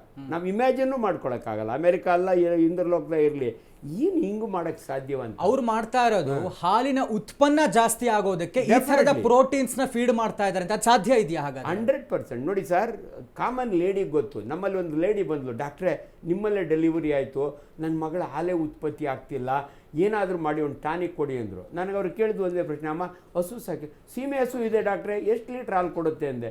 8 ಲೀಟ್ರ್ ಕೊಡುತ್ತೆ ಡಾಕ್ಟ್ರೇ. ಬೂಸ ಹಾಕಿದರೆ 10 ಲೀಟ್ರ್ ಕೊಡುತ್ತೆ ಅಂದ್ಲು. ಬೂಸ ಯಾಕೆ ಹಾಕ್ತಾರೆ? ಹಾಲ್ ಪ್ರೊಡಕ್ಷನ್ ಜಾಸ್ತಿ ಆಗಲಿ ಅಂತ. ಸರ್, ಬೂಸ ಹಿಂಡಿ ಓಕೆ ಉಂಡೆ ಅಲ್ಲ, ಇದು ಏನು ಸಮ್ ಫುಡ್. ಇವಾಗ ನಾನು ಅದಕ್ಕೆ ಹೇಳಿದೆ ನಿನ್ನ ಮಗಳಿಗೂ ಬೂಸ ಹಾಕು ಅಂತ ತಮಾಷೆಗೆ. Some food can be non veg. ಬೂಸ ಹಾಕಕ್ಕಾಗತ್ತಾ? Some food can be non veg. Why non veg ಅಂತ? ಇಲ್ಲ, ಏನೇ ಫುಡ್ ಆಗಲಿ, food is food sir. Ultimately ಅದ್ರ ಸ್ಟಮಕ್ ಹೋದ್ಮೇಲೆ, ಇವಾಗ ನನ್ನ ಸ್ಟಮಕ್ ಹೋದ್ರ ಮೇಲೆ ಮಾಂಸ ಆಗಲಿ ಮುದ್ದೆ ಆಗಲಿ, stomach knows how to grind it, how to digest it. ನನ್ನ ಸ್ಟಮಕ್ಕಿಗೆ ಗೊತ್ತಾಗಲ್ಲ ಇದು ಮಾಡ್ತಾನೋ ಇದು ಅಂತ, ಅದು ಡೈಜೆಸ್ಟ್ ಮಾಡ್ಕೊಳ್ಳುತ್ತೆ. ಸೊ ಈ ಪಾಪ ಹಸುಗೆ ಗೊತ್ತಾಗಲ್ಲ. Ultimately outcome is same protein. So ಮಾಂಸ ತಿನ್ನೋದಕ್ಕೆ ನಾನ್ ವೆಜಿಟೇರಿಯನ್ ಮಿಲ್ಕ್ ಬರುತ್ತೆ ಅಂತ ನಾನು ಕಾಣ್ತೇನೆ. ಅಲ್ಲ, ಈಗ ಅದರಿಂದ ಬೇಕಾದ ಸೈಡ್ ಎಫೆಕ್ಟ್ಸ್ ಇದೆ, ವಾಂತಿ ಭೇದಿ ಆಗುತ್ತೆ, ಹೊಟ್ಟೆ ನೋವು ಬರುತ್ತೆ, ಈ ಥರದ್ದೆಲ್ಲ ಹೇಳ್ತಾ ಇದ್ದಾರೆ. ಯಾಕೆ ಅಂತ ಹೇಳಿದ್ರೆ, ಈಗ ನೀವೇ ಹೇಳೋ ಹಾಗೆ ಇಂಡಿ ಬೂಸ ಹಾಕಿದ್ರೆ ಹಾಲಿನ ಉತ್ಪನ್ನ ಜಾಸ್ತಿ ಆಗುತ್ತೆ. ಈಗ ಇವ್ರು ತಿನ್ನಿಸ್ತಾ ಇರೋದು ನಾನ್ ವೆಜ್, ಸಂಸ್ಕರೀಕರಿಸಿದಂತಹ ಪ್ರೋಟೀನು, ಜಿಲಾಟಿನ್, ಇನ್ನೊಂದು ಮತ್ತೊಂದು, ಇದರಿಂದಾನು ಮಿಲ್ಕ್ ಪ್ರೊಡಕ್ಷನ್ ಜಾಸ್ತಿ ಆಗುತ್ತೆ. ಆದ್ರೆ ಸೈಡ್ ಎಫೆಕ್ಟ್ಸ್ ಬಗ್ಗೆ ಯಾರು ಹೇಳ್ತಾ ಇಲ್ವಲ್ಲ? ಅಲ್ಲ, ಹೇಳ್ತಿಲ್ಲ, ಅದನ್ನು ಹೇಳ್ಬೇಕು. ಇದರೊಳಗೆ ಈ ಹೊಸ ಮಿಲ್ಕ್ನಲ್ಲಿ ಫ್ಯಾಟ್ ಎಷ್ಟಿದೆ, ಪ್ರೋಟೀನ್ ಎಷ್ಟಿದೆ, ಇದು ನೋಡಬೇಕು. ಜಾಸ್ತಿ ಫ್ಯಾಟ್ ಇದ್ದರೆ ಡೆಫಿನೆಟ್ಲಿ ಸ್ಕಿಮ್ ಮಾಡಿ ಕೊಡಿ ಅಂತೀವಿ ನಾವು. ಹಂಗೆ ಸೊ ನ್ಯಾಚುರಲಿ ಹಂಗೆ ನೀನು ಕರೆದಂಗೆ ಕೊಡ್ತೀನಿ ಅಮೇರಿಕನ್ ಹಸಿಂದು ನಾನ್ ವೆಜಿಟೇರಿಯನ್ ಮಿಲ್ಕ್ ಅಲ್ಲ ಸರ್. ವಾಂತಿ ಭೇದಿ ಆದ್ರೆ, ಹೊಟ್ಟೆ ನೋವು ಬಂದ್ರೆ ಅವ್ರು ಮಾಡ್ಕೊಳ್ಳಿ, ಯಾಕೆ ನಮಗೆ ಕಳಿಸ್ತೀರಾ? ಅದು ತಪ್ಪು. ಅದನ್ನು as a doctor we don't accept. Yes sir. Yes, ಮತ್ತೆ ಬಿ ಎಸ್ ಗೌಡ್ರೆ, ಡಾಕ್ಟ್ರ್ ಹೇಳ್ದಂಗೆ ಈ ಹಳ್ಳಿ ಕಡೆ ಮೇಕೆ ಕುರಿನ ಮಾರಾಟ ಸಂತೆಗೆ ತೊಗೊಂಡೋಗ್ಬೇಕು ಅಂದರೆ ಹುಳ್ಳಿ ಕಣ್ಣ ತಿನ್ನಿಸ್ತಾರೆ, ಚೆನ್ನಾಗಿ ತಿನ್ನಿಸ್ಬಿಟ್ಟು ನೀರು ಕುಡಿಸ್ತಾರೆ. ಯಾಕೆಂದರೆ ತೂಕ ಜಾಸ್ತಿ ಬರ್ತದೆ, ಹಳ್ಳುತ್ತೆ ಅಂತ ಹುಳ್ಳಿ ಕಳ್ಳು ತಿನ್ನಿಸ್ಬಿಟ್ಟು ನೀರು ಕುಡಿಸ್ಬಿಡೋದು. ಸಂತೆಗೆ ತೊಗೊಂಡೋಗ್ಬೇಕು ಮುಂಚೆ, ಅಲ್ಲಿ ತೂಕ ಜಾಸ್ತಿ ಬರ್ತದೆ. ಹಾಗೆ ನಮ್ಮ ದೇಶ ಭಾರತಾಂಬೆ, ನಾವು ಹಸುವನ್ನು ಕಾಮಧೇನು ಅಂತ ಕರಿತೀವಿ. ನಮ್ಮ ಭಾರತದ 334 ಕೋಟಿ ದೇವತೆಗಳು ಕೂಡ ವಾಸ ಮಾಡುವಂಥ ಈ ಗೋವು, ಅದನ್ನು ನಾವು ದಿನ ಬೆಳಗ್ಗೆ ಎದ್ದು ಅದರ ಮುಖ ನೋಡ್ತೀವಿ, ಇದನ್ನು ಸ್ಪರ್ಶ ಮಾಡ್ತೀವಿ, ಸಣ್ಣ ಮಾಡ್ಕೋತೀವಿ. ಇಂಥ ಒಂದು ಹಸುಗೆ ಇವರು ಬಿಸ್ನೆಸ್ಗೋಸ್ಕರ, ಇವರು ವ್ಯಾಪಾರಕ್ಕೋಸ್ಕರ ನಾನ್ ವೆಜ್ನ ತಿನ್ನಿಸಿ ಇನ್ನೊಂದು ಮಾಡಿ ಅದರಿಂದ ಉತ್ಪನ್ನವಾಗುವಂಥ ಪದಾರ್ಥಗಳನ್ನ ಇವರು ಮಾರಾಟ ಮಾಡ್ತವ್ರೆ ಅಂತ ಇಂಥ ಪಾಪಿಗಳಿಗೆ ಆಚಾರ್ಯರು ಹೇಳ್ದಂಗೆ ಕಾಲವೇ ಉತ್ತರ ಕೊಡುತ್ತೆ ಅವ್ರಿಗೆ. ಇವಾಗ ಅವರು ಚೆನ್ನಾಗಿರ್ಬೋದು, ವಿಶ್ವದ ದೊಡ್ಡಣ್ಣ ಇರ್ಬೋದು, ಮುಂದಿನ ದಿನಗಳಲ್ಲಿ ಖಂಡಿತವಾಗೂ ಆ ಒಂದು ತಪ್ಪಿಗೆ ಅಥವಾ ಆ ಪ್ರಾಯಶ್ಚಿತ್ತಕ್ಕೆ ಆ ವಿಶ್ವಕ್ಕೆ ದೊಡ್ಡಣ್ಣ ಪಶ್ಚಾತ್ತಾಪ ಪಡುವಂಥ ಸಂದರ್ಭ ಬಂದೇ ಬರುತ್ತೆ, ಬರದೇ ಏನೂ ಇರಲ್ಲ. ಯಾಕೆಂದರೆ ನಾವು ಅದನ್ನು ಕಾಮಧೇನು ಅಂತ ಕರಿತೀವಿ, ನಾವು ಪೂಜೆ ಮಾಡ್ತೀವಿ, ಆರಾಧನೆ ಮಾಡ್ತೀವಿ, ನಮ್ಮ ಮನೆಯ ಒಂದು ಲಕ್ಷ್ಮಿ ಅಂತ ಕರಿತೀವಿ ಅದನ್ನು, ಆಯಿತಾ? ಅದಕ್ಕೂ ಒಂದೊಂದು ಹೆಸರು ಇಡ್ತೀವಿ, ಗಂಗೆ, ಗೌರಿ, ತುಂಗೆ ಅಂತೆಲ್ಲ ಹೆಸರಿಡ್ತೀವಿ ನಾವು, ಒಂದೊಂದು ಹಸುಗಳಿಗೆ ಒಂದೊಂದು ಹೆಸರನ್ನ. ಅಂಥ ಒಂದು ನಮ್ಮ ದೇಶದಲ್ಲಿ ಇಂಥ ಒಂದು ಪದಾರ್ಥವನ್ನು ನಾವು ಏನಾದರೂ ಎಕ್ಸ್ಪೋರ್ಟ್ ಮಾಡಿಕೊಂಡಿದ್ದೇ ಆದರೆ ನಿಜವಾಗಿಯೂ ನಮ್ಮಂಥ ಪಾಪಿಗಳು ಯಾರೂ ಇಲ್ಲ ಅಂತ ನನ್ನ ಭಾವನೆ. ಆಚಾರ್ಯ, ನಮ್ಮಲ್ಲೊಂದು ಶ್ಲೋಕ ಇದೆ, ಬೆಳಗ್ಗೆ ಎದ್ದ ತಕ್ಷಣಕ್ಕೆ ಏನೇನು ನೋಡಬೇಕು ಅಂತ. ಕಪಿಲಾಂ ದರ್ಪಣಂ ಭಾನುಂ ಭಾಗ್ಯವಂತಂ ಚ ಭೂಪತಿಂ ಆಚಾರ್ಯಂ ಅನ್ನದಾತಾರಂ ಪ್ರಾತಃ ಪಶ್ಯೇತ್ ಪತಿವ್ರತಾಂ ಅಂತ ಒಂದು ಶ್ಲೋಕ ಇದೆ. ಕಪಿಲಾಂ ದರ್ಪಣಂ ಭಾನುಂ, ಕಪಿಲ ದರ್ಪಣ ಭಾನು, ಇದರಲ್ಲಿ ಹಸುವಿನ ಹೆಸರು ಕೂಡ ಇದೆ, ಅನ್ನದಾತನ ಹೆಸರು ಕೂಡ ಇದೆ. ಇಂಥ ಒಂದು ವಿಚಾರದಲ್ಲಿ ಪೂಜನೀಯ ಭಾವದಿಂದ ನೋಡುವಂಥದ್ದು ನಾವು ಹಿಂದೂಗಳು ಪ್ರಮುಖವಾಗಿ. ಈ ಥರ ಆಗ್ತಾ ಇರುವಂಥದ್ದಕ್ಕೆ ಏನು ಹೇಳ್ತೀರಾ ಅಂತ? ನೀವೇ ಹೇಳಿದ ಹಾಗೆ ಪ್ರಾತಸ್ಮರಣೀಯರು ಅಂತ 2 ವಿಭಾಗಗಳಿದೆ. ಪ್ರಾತಃ ಎದ್ದ ಆ ಕ್ಷಣದಲ್ಲಿ ನಾವು ಸ್ಮರಣೆ ಮಾಡಬೇಕಾಗಿದ್ದು ಯಾಕೆ ನೋಡಿ, ಇದೆಲ್ಲದಕ್ಕೂ ಅಲ್ಟಿಮೇಟಾಗಿ ನಾವು ತಿಳ್ಕೊಳ್ಬೇಕಂದ್ರೆ ಸಂಸ್ಕಾರ ಅನ್ನೋದೇ ಬಹಳ ಮುಖ್ಯವಾದದ್ದು. ಇದೆಲ್ಲ ಆಗಿ ಡಾಕ್ಟರ್ಸು ಒಪ್ತಕ್ಕಂಥದ್ದು, ಇನ್ನೆಲ್ಲರೂ ಒಪ್ತಕ್ಕಂಥದ್ದು ಸುಸಂಸ್ಕೃತವಾದ ಅಂದರೆ ಪಾಶ್ಚೀಕರಿಸಿದ ಅಂತಕ್ಕಂಥದ್ದನ್ನು ಒಪ್ತಾರೆ. ಅದಲ್ಲದೇ ಈ ಸಂದರ್ಭದಲ್ಲಿ ನಾವು ತುಂಬ ಬೆಳೆದ ಹಾಗೆ ಅನುಮಾನಗಳು, ಡೌಟ್ಗಳು ಹೆಚ್ಚಿಗೆ ನಮಗೆ. ಅದಕ್ಕೆ ಕೃಷ್ಣ ಭಗವದ್ಗೀತೆಯಲ್ಲಿ ಹೇಳಿದ ಸಂದೇಹಾತ್ಮ ವಿನಶ್ಯತಿ ಅಂತ. ಇವಾಗ ಡಾಕ್ಟ್ರು ಒಂದು ಮಾತು ಹೇಳಿದರು, ಇಡೀ ವಿಶ್ವದಲ್ಲೇ ಅತಿ ಹೆಚ್ಚಿನ ದನದ ಮಾಂಸವನ್ನು ರಫ್ತು ಮಾಡುವ ದೇಶ ಭಾರತ ಅಂತ, 2ನೇ ದೇಶ ಭಾರತ ಅಂತ. ಆ ದೇಶಗಳಲ್ಲಿ ಅದು ನಾ ಮುಂದಿನ ದಿವಸದಲ್ಲಿ ಇದಕ್ಕೆ ಸಪ್ರಮಾಣವಾಗಿ ಅಂದರೆ ವಿತ್ ಎವಿಡೆನ್ಸ್, ವಿತ್ ಪ್ರೂಫ್ ನಾನು ಕೊಡೋಕೆ ರೆಡಿ ಇದ್ದೀನಿ. ಸ್ವಲ್ಪ ದಿನಗಳ ಹಿಂದೆ ನಾವು ಈ ಥರದ ಕೇವಲ ಇವತ್ತಿನ ದಿವಸದಲ್ಲಿ ಏನಾಗ್ತಾ ಇದೆ ಅಂತಂದರೆ, ಧಾರ್ಮಿಕವಾಗಿ ಹೇಳಿದರೆ ಜನ ಬಹಳ ಬೇಗನೆ ಕೇಳಲ್ಲ, ವೈಜ್ಞಾನಿಕವಾಗೂ ಹೇಳಬೇಕು, ಆಧಾರ ಸಹಿತವಾಗಿ ಕೂಡ ಹೇಳಬೇಕು. ಕೆಲವೇ ದಿನಗಳ ಹಿಂದೆ ನಾನು ಸರಿಯಾದ ಒಂದು ಅಧ್ಯಯನವನ್ನು ಮಾಡಿದ್ದೇನೆ ನನಗೆ ತಿಳಿದ ಮಟ್ಟಿಗೆ. ಅದರಲ್ಲಿ ಹೇಳಿದ್ದಾರೆ ಏನು ಅಂತಂದರೆ, ದನದ ಮಾಂಸ ಅಂತ ಎಲ್ಲೆಲ್ಲಿ ಹಾಕ್ತಾರೋ ಅದೆಲ್ಲವೂ ಭಾರತದಿಂದ ಹೋಗ್ತಾ ಇರೋದು ದನದ ಮಾಂಸ ಅಲ್ಲ ಅಂತ ಎವಿಡೆನ್ಸ್ ಕೊಟ್ಟಿದ್ದಾರೆ. ಎಷ್ಟೋ ಜನ ಏನು ಮಾಡಿಬಿಡ್ತಾರೆ ಇವತ್ತಿನ ದಿವಸದಲ್ಲಿ, ಮೋದಿ ಎಲ್ಲೋ ಒಂದು ಫಂಕ್ಷನ್ಗೆ ಹೋದ್ರು, ಒಂದು ಕೋಟ್ ಹಾಕೊಂಡು ಹೋದ್ರು, ದೇಶದ ಪ್ರಧಾನಿ ಹಾಕಿರ್ತಕ್ಕಂತಹ ಕೋಟಿನ ಬೆಲೆ 10 ಕೋಟಿ ಅಂತ ಹೇಳ್ಬಿಡೋದು ಸುಮ್ಮನೆ. ಅದಕ್ಕೆ ಒಂದು ಟೀಮ್ ಇದೆ. ಏನು ಅಂತಂದ್ರೆ ಅದು 10 ಕೋಟಿ ರೂಪಾಯಿದಲ್ಲ, ಅದು ಅತ್ಯಂತ ಪರಿಸರ ಸ್ನೇಹಿ ಆಗಿರ್ತಕ್ಕಂಥದ್ದು, ಕಡಿಮೆ ಹಣದ್ದು ಅಂತ ವಿತ್ ಪ್ರೂಫ್ ಅವರು ಆನ್ಸರ್ ಕೊಡ್ತಾರೆ. ಆ ನಿಟ್ಟಿನಲ್ಲಿ ಡಾಕ್ಟ್ರಲ್ಲಿ ನನ್ನೊಂದು ಮನವಿ, ಡಾಕ್ಟ್ರಿಗೂ ನಮಗೂ ಆತ್ಮೀಯತೆ ಹೇಗೆ ಅಂದ್ರೆ ಅವ್ರ ವಯಸ್ಸಲ್ಲಿ ಅನುಭವದಲ್ಲಿ ಮತ್ತೆ ಮಾತಾಡಿಸ್ತಾ ಹೋಗ್ತೀನಿ. ನೀವು ಇದೇ ವಿಚಾರವಾಗಿ ಮಾತಾಡೋದಕ್ಕೆ ನಮ್ಮ ಜೊತೆಗೆ ಬೆಂಗಳೂರಿನ ವೇದಶ್ರೀ ಸತ್ಸಂಗದ ಡಾಕ್ಟರ್ ಅಜಿತ್ ಗುರೂಜಿ ಅವರು ಜಾಯ್ನ್ ಆಗ್ತಾ ಇದ್ದಾರೆ ದೂರವಾಣಿ ಸಂಪರ್ಕದಲ್ಲಿ. ಗುರುಜಿ ನಮಸ್ತೆ. ನಮಸ್ತೆ ಸಂತೋಷ್. ಗುರುಜಿ, ಈಗ ಕೇಳ್ತಾ ಇರುವಂಥದ್ದು, ಸಸ್ಯಾಹಾರಿ ಆಗಿರುವಂತಹ ಹಸುವಿಗೆ ಅಮೆರಿಕಾದಲ್ಲಿ ಮಾಂಸಾಹಾರವನ್ನು ಫೀಡ್ ಮಾಡಲಾಗ್ತಾ ಇದೆ. ಅಂದರೆ ಅದರ ಹಾಲಿನ ಉತ್ಪನ್ನವನ್ನು ಹೆಚ್ಚು ಮಾಡೋದಕ್ಕೆ ಅಲ್ಲಿ ಆ ಥರದ ಕೆಲಸ ಮಾಡ್ತಾ ಇರುವಂಥದ್ದು. ಜೊತೆಗೆ ಭಾರತದಕ್ಕೆ ಅದರ ವ್ಯವಹಾರಗಳು, ವ್ಯಾಪಾರವನ್ನು ಮುಂದಿಟ್ಟುಕೊಂಡು ತಾವು ಅದನ್ನು ರಫ್ತು ಮಾಡಿಕೊಳ್ಳೇಬೇಕು ಅನ್ನುವಂಥ ಒತ್ತಡವನ್ನು ಡೊನಾಲ್ಡ್ ಟ್ರಂಪ್ ಹೇರ್ತಾ ಇರುವಂಥದ್ದು. ಇದಕ್ಕಷ್ಟಕ್ಕೂ ಕೂಡ ನರೇಂದ್ರ ಮೋದಿ ಅವರು ನೋ ಅಂತ ಹೇಳ್ತಾ ಇದ್ದಾರೆ. ಈ ಮಧ್ಯದಲ್ಲಿ ಚರ್ಚೆ ಆಗ್ತಾ ಇರುವಂಥದ್ದು, ಪೂಜನೀಯ ಭಾವದಿಂದ ನೋಡುವಂತಹ ನಮ್ಮ ಗೋಮಾತೆ, ಗೋವು ವಿಶ್ವಸ್ಯ ಮಾತರಹ ಅಂತ ಹೇಳ್ತಾರೆ. ಇಂಥ ಒಂದು ಹಸುವಿಗೆ ಈ ಥರ ನಾನ್ ವೆಜ್ ಫೀಡ್ ಮಾಡಿ ನಾನ್ ವೆಜ್ ಹಾಲು ಬರ್ತಾ ಇರುವಂಥ ವಿಚಾರಕ್ಕೆ ತಾವೇನು ಹೇಳ್ತೀರಾ ಅಂತ ಗುರುಜಿ? ನನಗೆ ಡಾಕ್ಟರ್ ಆಂಜನಪ್ಪ ಅವರು ಅಲ್ಲಿ ಬಂದಿದ್ದು ಬಹಳ ಸಂತೋಷ ಆಯ್ತು. ಯಾಕಂದ್ರೆ ನಾನು ಒಂದು ಕಾರ್ಯಕ್ರಮದಲ್ಲಿ ಅವ್ರ ಜೊತೆಗೆ ವೇದಿಕೆಯಲ್ಲಿದ್ದಾಗ ಡಾಕ್ಟರ್ ನನ್ನ ಜೊತೆಗೆ ಒಂದು ಅನುಭವ ಹಂಚ್ಕೊಂಡಿದ್ದು ನಂಗೆ ನೆನಪಿದೆ. ಅವರ ಆರಂಭದ ದಿನಗಳಲ್ಲಿ ಅವರ ಮೆಡಿಕಲ್ ಪ್ರಾಕ್ಟೀಸ್ ಶುರುವಾದಾಗ ಅವರಿಗೂ ಮತ್ತು ಗಾಳಿ ಆಂಜನೇಯ ಸ್ವಾಮಿಯ ದೇವಸ್ಥಾನಕ್ಕೂ ಇರುವಂತಹ ಅವಿನಾಭಾವ ನಂಟನ್ನ ಡಾಕ್ಟರ್ ಹೇಳಿದ್ದು ನನ್ಗೆ ಇವತ್ತಿಗೂ ನೆನಪಿದೆ. ಆನ್ ಫಿಕ್ಸ್ ಅಂತೇಳಿ ಒಂದು ಸಂಸ್ಥೆಯ ಕಾರ್ಯಕ್ರಮದಲ್ಲಿ ಡಾಕ್ಟರ್ ಮಾತಾಡ್ತಾ ಹೇಳಿದ್ರು. ಹಾಗೆ ಒಟ್ಟಾರೆ ಭಾರತದ ನೆಲದಲ್ಲಿ ನಾವು ಭಾವನಾತ್ಮಕವಾದಂತಹ ನಂಟಿನ ಜೊತೆಗೆ ಇಲ್ಲಿ ತನಕ ಬೆಳ್ಕೊಂಡ್ ಬಂದಿದ್ದೇವೆ. ಪರಿಸ್ಥಿತಿ ಏನಾಗ್ತಾ ಇದೆ ಅಂತಂದ್ರೆ, ಎಷ್ಟೋ ಬಾರಿ ನಮ್ಗೆ ನಮ್ಮ ಭಾವನೆಗಳನ್ನ ವ್ಯಕ್ತಪಡಿಸುವುದು ಕೂಡ ಒಂದು ದೇಶ ದ್ರೋಹದ ಮನಸ್ಥಿತಿಯ ಮಾತುಗಳು ಅನ್ನುವಂತ ಪರಿಸ್ಥಿತಿ ಇವತ್ತು ಅನೇಕ ಜನರು ನಮ್ಮ ಮುಂದೆ ಪ್ರಸ್ತಾಪ ಮಾಡ್ತಾ ಇದ್ದಾರೆ. ಗೋವು ಅಂತಂದ್ರೆ ಒಂದು ಪೂಜ್ಯ ಭಾವನೆ ನಮ್ಮಲ್ಲಿ ಈಗಾಗ್ಲೇ ಮಾತಾಡ್ತಾ ಇರುವಂತೆ ಆಚಾರ್ಯರು ಹೇಳಿದ್ರು, ಎಲ್ಲರೂ ಹೇಳಿದ್ದಾರೆ. ಆದ್ರೆ ಗೋವಿನ ಬಗೆಗಿನ ನಮ್ಮ ನಂಟನ್ನ ಬೇರ್ಪಡಿಸಲೇಬೇಕು ಎನ್ನುವಂತಹ ಜಾಗತಿಕ ಮಟ್ಟದ ಯೋಚನೆ ಟ್ರಂಪ್ ಮಾಡ್ತಾ ಇದ್ದಾರೆ ಅಂತಂದ್ರೆ, ಇದು ಒಂದಂತದಲ್ಲಿ ನಮ್ಮ ಒಳಗಡೆ ಕೂಡ ಈ ತರದ ಮನಸ್ಥಿತಿಯವರು ಇದ್ದಾರೆ. ಖಂಡಿತವಾಗಿಯೂ ಇದನ್ನ ಸ್ವಾಗತಿಸುವ ಕೆಲ ಭಾರತ ದೇಶದ ನೆಲದಲ್ಲಿ ಇರಬಹುದು ಅನ್ನೋದು ಟ್ರಂಪ್ ಅವ್ರಿಗೆ ಗೊತ್ತಿದೆ. ಯಾಕಂದ್ರೆ ನಮ್ಮ ದೇಶದ ನೆಲದಲ್ಲಿ ಎಲ್ಲರೂ ಭಾರತವನ್ನೇ ಒಪ್ಪಿಕೊಳ್ಳುವಂತವರ ಮಧ್ಯದಲ್ಲಿ ಕೂಡ ಟ್ರಂಪ್ ಅವರ ಮನಸ್ಥಿತಿಯನ್ನು ಸ್ವಾಗತ ಮಾಡೋಣ ಅನ್ನುವಂಥವ್ರು ಇದ್ದಾರೆ. ಹಾಗಾಗಿ ನಮ್ಮ ಭಾವನಾತ್ಮಕ ನಂಟಿಗೆ ಇದು ಬಹಳ ದೊಡ್ಡ ತೊಂದರೆಯನ್ನ ಕೊಡುವಂಥದ್ದು. ಮತ್ತು ಇಲ್ಲಿ ಯಾವಾಗ್ಲೂ ನಾವು ಅನೇಕ ವಿಷಯಗಳನ್ನ ನೋಡ್ತಾ ಮೊನ್ನೆ ಅಷ್ಟೇ ಕರ್ನಾಟಕ ಸರ್ಕಾರ ಕೋಮು ಸೌಹಾರ್ದತೆಗೋಸ್ಕರ ಪೊಲೀಸ್ ಇಲಾಖೆಯಲ್ಲಿಯೇ ಇನ್ನೊಂದು ಒಂದು ವಿಂಗ್ ಮಾಡಬೇಕು ಅನ್ನುವಂತ ಯೋಚನೆಯನ್ನ ಮಾಡಿ ಒಂದು ವಿಂಗ್ ರಚನೆ ಆಗಿದೆ ಮಂಗಳೂರಿನಲ್ಲಿ. ತಮಗೆ ಗೊತ್ತಿರಬಹುದು ಇದು. ಈಗ ಬರ್ತಾ ಪರಿಸ್ಥಿತಿ ಧರ್ಮಗಳ ಮಧ್ಯದಲ್ಲಿ ಆಗ್ತಾ ಇರುವಂತಹ ವ್ಯತ್ಯಯಕ್ಕೆ ಎಲ್ಲೋ ಒಂದು ಕಡೆ ಹೊರ ದೇಶದ ಆಚೆ ಕೂತವರು ಕೂಡ ಈ ದೇಶವನ್ನು ವಿಭಜನೆ ಮಾಡಬೇಕು ಅನ್ನುವಂತ ಮನಸ್ಥಿತಿಯ ಪ್ರಯತ್ನಗಳು ಮಾಡ್ತಾ ಇದ್ದಾರೆ ಅಂತ ಅನ್ನೋದು ಕೂಡ ಇದರಿಂದ ನನ್ನ ವೈಯಕ್ತಿಕವಾಗಿ ನನಗೆ ಅನ್ನಿಸ್ತಾ ಇದೆ. ಅಂದ್ರೆ ಈ ಮನಸ್ಥಿತಿಗಳನ್ನ ಸರಿ ಮಾಡಬೇಕು ಅಂತಂದ್ರೆ ನನ್ನ ದೇಶದ ನನ್ನ ಗೋವಿಗೆ ನೀವು ಬೆಂಬಲ ಬೆಲೆ ಕೊಡಬೇಕು ಅಂತಂದಾಗ ₹1 50 ಪೈಸಾ 75 ಪೈಸಾ ಜಾಸ್ತಿ ಮಾಡ್ತೀರಿ. ಅಲ್ಲಿ ಯಾವುದೋ ಒಂದು ಮಾಂಸಾಹಾರಿ ಗೋವನ್ನ ಹಾಲನ್ನು ತರಬೇಕು ಅನ್ನುವಂತ ಯೋಚನೆ ಮಾಡೋದಿದೆಯಲ್ಲ, ಇದು ಅತ್ಯಂತ ಹೇಯ ಮನಸ್ಥಿತಿ. ಇಂಥ ಮನಸ್ಥಿತಿಯನ್ನ ಬಿಟ್ಟು ನನ್ನೂರಿನ ರೈತರು ಮಾಡ್ತಾ ಇದ್ದಾರಲ್ಲ, ಅವರಿಗೆ ₹10 ಬೆಂಬಲ ಬೆಲೆ ಜಾಸ್ತಿ ಕೊಡಿ, ಇನ್ನೂ 10 ದನ ಎಕ್ಸ್ಟ್ರಾ ಕಟ್ತಾರೆ, ನಿಮ್ಗೆ ಬೇಕಾದಷ್ಟು ಹಾಲನ್ನ ಇಲ್ಲೇ ನಾವು ಉತ್ಪನ್ನ ಮಾಡಿ ನಾವೇ ಅಮೆರಿಕಕ್ಕೆ ಕೊಡುವಷ್ಟರ ಮಟ್ಟಿಗೆ ನಮ್ಮ ತಾಕತ್ ನಮ್ಮ ದೇಶದ ನೆಲದಲ್ಲೂ ಇದೆ, ನಮ್ಮ ರೈತರಲ್ಲಿಯೂ ಇದೆ. ಅಂತ ಖಂಡಿತವಾದಂತಹ ಗೋವನ್ನ ತರಬಾರದು. ಅಂತ ಗೋವು ನಮ್ಮ ನೆಲಕ್ಕೆ, ಅಂತ ಗೋವಿನ ಹಾಲು ನಮ್ಮ ನೆಲಕ್ಕೆ ಬಂತು ಅಂತಂದ್ರೆ ಬಹುತೇಕ ಅದನ್ನ ಗೋವು ಅಂತ ಕರೀಲಿಕ್ಕೆ ನನ್ನ ಮನ್ಸು ಒಪ್ತಾ ಇಲ್ಲ. ಅವ್ರು ಕಳಿಸುವಂತ ಹಾಲನ್ನು ಕೊಡುವಂತ ಪ್ರಾಣಿ. ಯಾಕಂದ್ರೆ ಗೋವಿಗೆ ಪೂಜ್ಯ ಭಾವನೆ ಇದೆ, ಅದು ಮಾಂಸಾಹಾರವನ್ನ ಸೇವನೆ ಮಾಡಿ ಹಾಲು ಕೊಡುವಂತಹದನ್ನ ನಾವು ಗೋವು ಅಂತ ಕರೆಯೋದೇ ಇಲ್ಲ. ಹಾಗಾಗಿ ಅವ್ರು ಹೇಳ್ತಾ ಇರುವಂತಹ ಏನು ಸೋ ಕಾಲ್ಡ್ ಗೋವು ಅಂತ ಕರೀತಾ ಇದ್ದಾರೆ, ಆ ಗೋವಿನ ಹಾಲು ಭಾರತದ ನೆಲಕ್ಕೆ ಬರಲೇಬಾರದು. ಅದು ಬಂದ್ರೆ ಅಕ್ಷರಶಃ ನಮ್ಮ ವಿರೋಧ ಇದೆ. ಇದನ್ನ ಈಗ ನಾವು ಹಸು ಮಾಂಸ ತಿನ್ನುತ್ತೆ ಅನ್ನುವಂಥದ್ದನ್ನ ಊಹಿಸ್ಕೊಳ್ಳೋಕೆ ಕೂಡ ಸಾಧ್ಯ ಇಲ್ಲ. ಇನ್ನು ಅದನ್ನ ನಮ್ಮ ದೇಶದಲ್ಲಿ ಅಕ್ಸೆಪ್ಟ್ ಮಾಡ್ಕೊಳ್ಳೋದಂತೂ ದೂರದ ಮಾತು ಅಂತ ಹೇಳ್ತಾ ಇದ್ವಿ.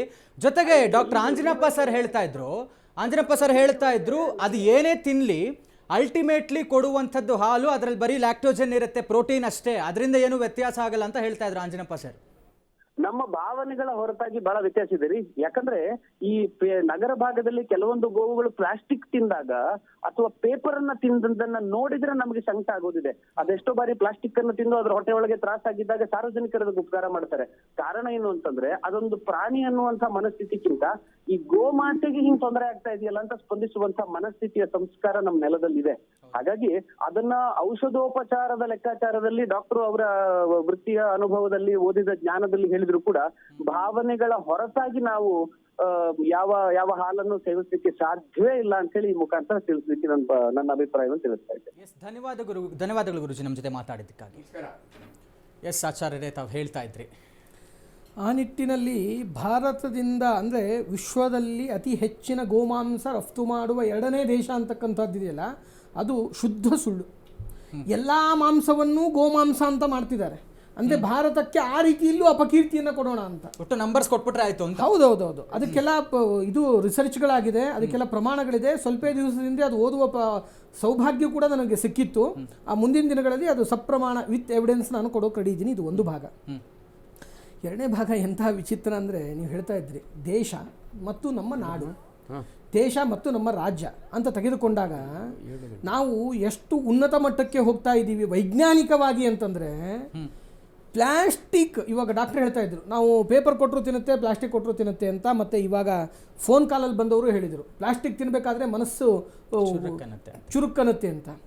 ಆ ಪ್ರಸಂಗಗಳು ಬರಬಾರ್ದು. ಎಲ್ಲಿ ಆದಷ್ಟು ಭಾಗಗಳಲ್ಲಿ ಪ್ಲಾಸ್ಟಿಕ್ಕನ್ನು ಕಡಿಮೆ ಮಾಡಬೇಕು ಅನ್ನೋ ಉದ್ದೇಶದಿಂದ ಈ ಗೋ ಉತ್ಪನ್ನಗಳನ್ನು ಅತಿ ಹೆಚ್ಚು ಪ್ರಮಾಣದಲ್ಲಿ ಉಪಯೋಗ ಮಾಡುವ ಕರ್ನಾಟಕಕ್ಕೆ ಒಂದು ಗರಿಮೆ ಅಂತಂದರೆ, ಗೋವಿನ ಜೋಳದಿಂದ ಇತ್ತೀಚಿನ ದಿನಗಳಲ್ಲಿ, ನಿನ್ನೆ ಮೊನ್ನೆ ದಿನಗಳಲ್ಲಿ ಗೋವಿನ ಜೋಳದಿಂದ ಕವರನ್ನು ರೆಡಿ ಮಾಡಿ ಅದರಲ್ಲಿ ಹಾಲು ತುಂಬಿಸಿ ಆ ಕವರು 5-6 ತಿಂಗಳಲ್ಲಿ ಭೂಮಿ ಜೊತೆಗೆ ಪ್ರಾಕೃತಿಕವಾಗಿ ಬೆರೆತು ಹೋಗ್ತಕ್ಕಂತಹ ಒಂದು ಸಂದರ್ಭದ ಉನ್ನತಿಗೆ ಕರ್ನಾಟಕ, ನಂದಿನಿ, ನಮ್ಮ KMF ದಕ್ಷಿಣ ಭಾರತಕ್ಕೆ ಹೆಮ್ಮೆ. ಇದು ಕರ್ನಾಟಕಕ್ಕೆ ಹೆಮ್ಮೆ, ದಕ್ಷಿಣ ಭಾರತಕ್ಕೆ ಹೆಮ್ಮೆ, ನಮ್ಮ ಇಡೀ ಸಂಪೂರ್ಣ ಭಾರತಕ್ಕೆ ಹೆಮ್ಮೆ.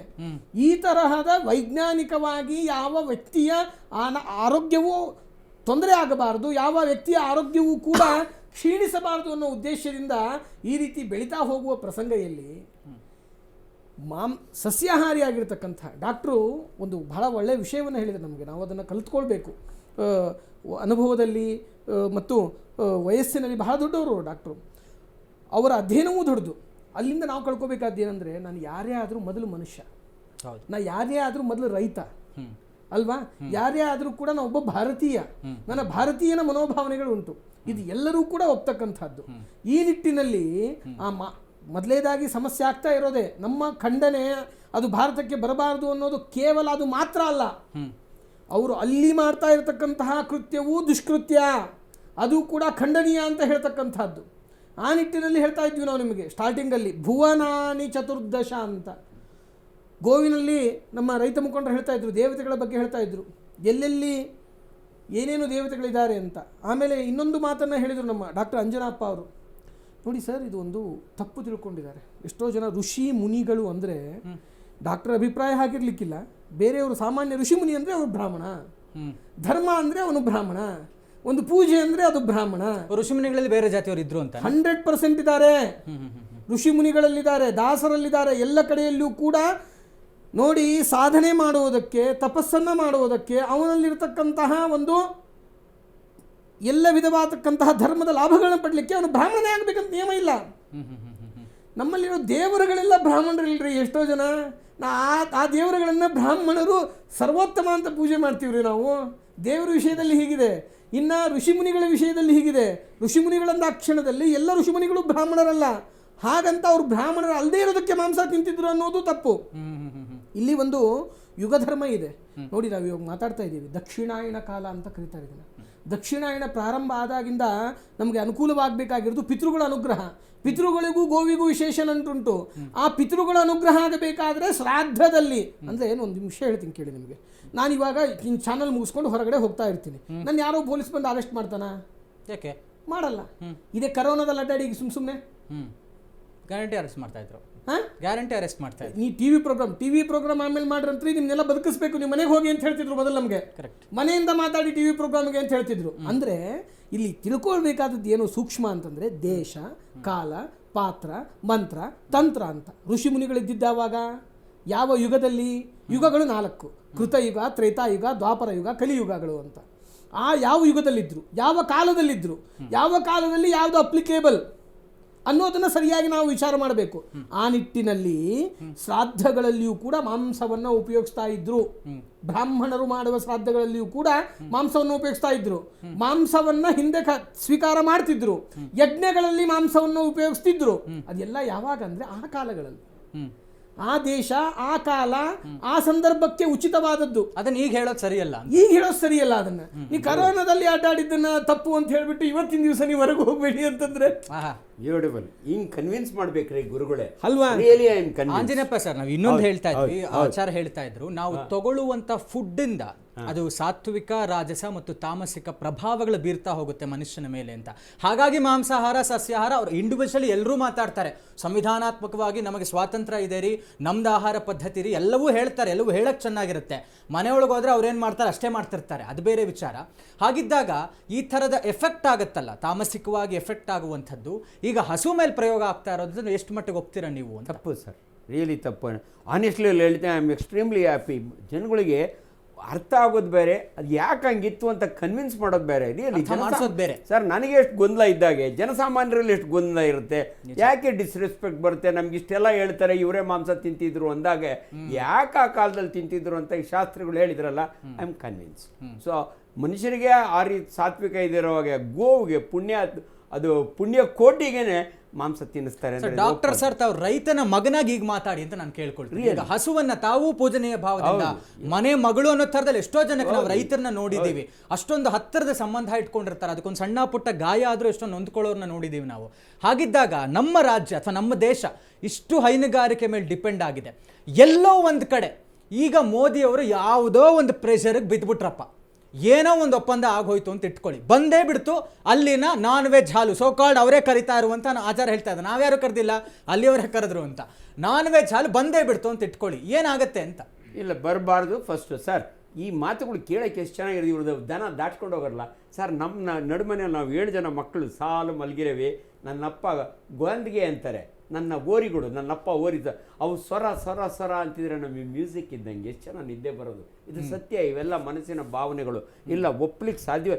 ಅಲ್ಲೂ ಇನ್ನೊಂದು ಸರ್, ಯಾಕಿಂತ ಐಡಿಯಾ ಬಂತು ಗೊತ್ತಿಲ್ಲ. ಇವತ್ತು ನಮ್ಮ ಊರುಗಳಲ್ಲಿ ಹಾಲಿನ ಡೈರಿಗಳಿಂದ ಮನುಷ್ಯರು ಬದುಕ್ತಾ ಇದ್ದಾರೆ ಸರ್.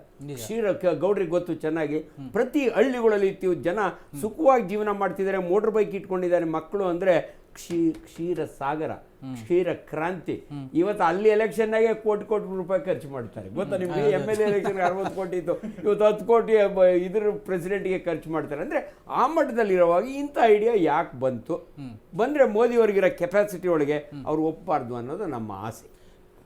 90 ಲಕ್ಷ ಲೀಟರ್ ಸರ್ ಪ್ರತಿದಿನ ಉತ್ಪಾದನೆ ಆಗ್ತಾ ಇರುವಂಥದ್ದು ಕರ್ನಾಟಕದಲ್ಲಿ. ತಮಾಷೆ ಮಾತಾ, ಊಹಿಸ್ಕೊಳ್ಳೋಕ್ಕೂ ಸಾಧ್ಯ ಇಲ್ಲ. ನಮಗೆ ಅವಶ್ಯಕತೆನೇ ಇಲ್ಲ ಅಮೆರಿಕದ ಹಾಲು, ಅಮೆರಿಕದ ಮಿಲ್ಕ್ ಪ್ರಾಡಕ್ಟ್ಗಳು ಅವಶ್ಯಕತೆನೇ ಇಲ್ಲ. ಮತ್ತು ಮಿಕ್ಕಿ ಎಕ್ಸ್ಟ್ರಾ ಬೇರೆ ಕೊಡ್ತಾ ಇದ್ದಾರೆ. ಅದನ್ನೇ ಹೇಳಿದ್ದು, ಅವಶ್ಯಕತೆನೇ ಇಲ್ಲ. ಅದರಲ್ಲೂ ನಮ್ಮಲ್ಲೇ ಹೆಚ್ಚಿನ ಇದೆ. ನಮಗೆ ಇನ್ನೂ ಅವಶ್ಯಕತೆ ಇದೆ ಅಂದರೆ ಅದೇ ರೈತರಿಗೆ, ಅದೇ ಹೈನುಗಾರಿಕೆ ಮಾಡುವಂತರಿಗೆ ಪ್ರೋತ್ಸಾಹಧನ ಹೆಚ್ಚು ಕೊಟ್ಟು ಅವರಿಗೆ ಒಂದು ಸ್ವಲ್ಪ ಸಾಲಗಳು ಕೊಟ್ಟರೆ ಇನ್ನೂ ಹಸುಗಳನ್ನ ಹೆಚ್ಚಾಗಿ ಸಾಕ್ತಾರೆ, ಹಾಲು ಕರೀತಾರೆ, ಹಾಲು ಡೈರಿಗೆ ಹಾಕ್ತಾರೆ, ಅದನ್ನು ಬಳಸ್ಕೋಬಹುದು. ಅದು ಬಿಟ್ಟು ಇವ್ರಿಗೆ ಅಲ್ಲಿಂದ ಎಕ್ಸ್ಪೋರ್ಟ್ ಮಾಡ್ಕೊಳ್ಳೋ ಅವಶ್ಯಕತೆ ಇಲ್ಲ. ಯಾಕೆಂದ್ರೆ ಇವ್ರು ಏನೋ ಒಂದು ಯಾವುದೋ ಒಂದು ಕಟ್ಟೋ ಇದಕ್ಕೆ ಬಿದ್ದಿ ಅಥವಾ ಇಲ್ಲಿಂದ ಯಾವುದೋ ಒಂದು ಎಕ್ಸ್ಪೋರ್ಟ್ ಮಾಡಬೇಕಾಗುತ್ತೆ, ಅಲ್ಲಿಂದ ಇನ್ಪುಟ್ ಮಾಡ್ಕೋಬೇಕಾಗುತ್ತೆ.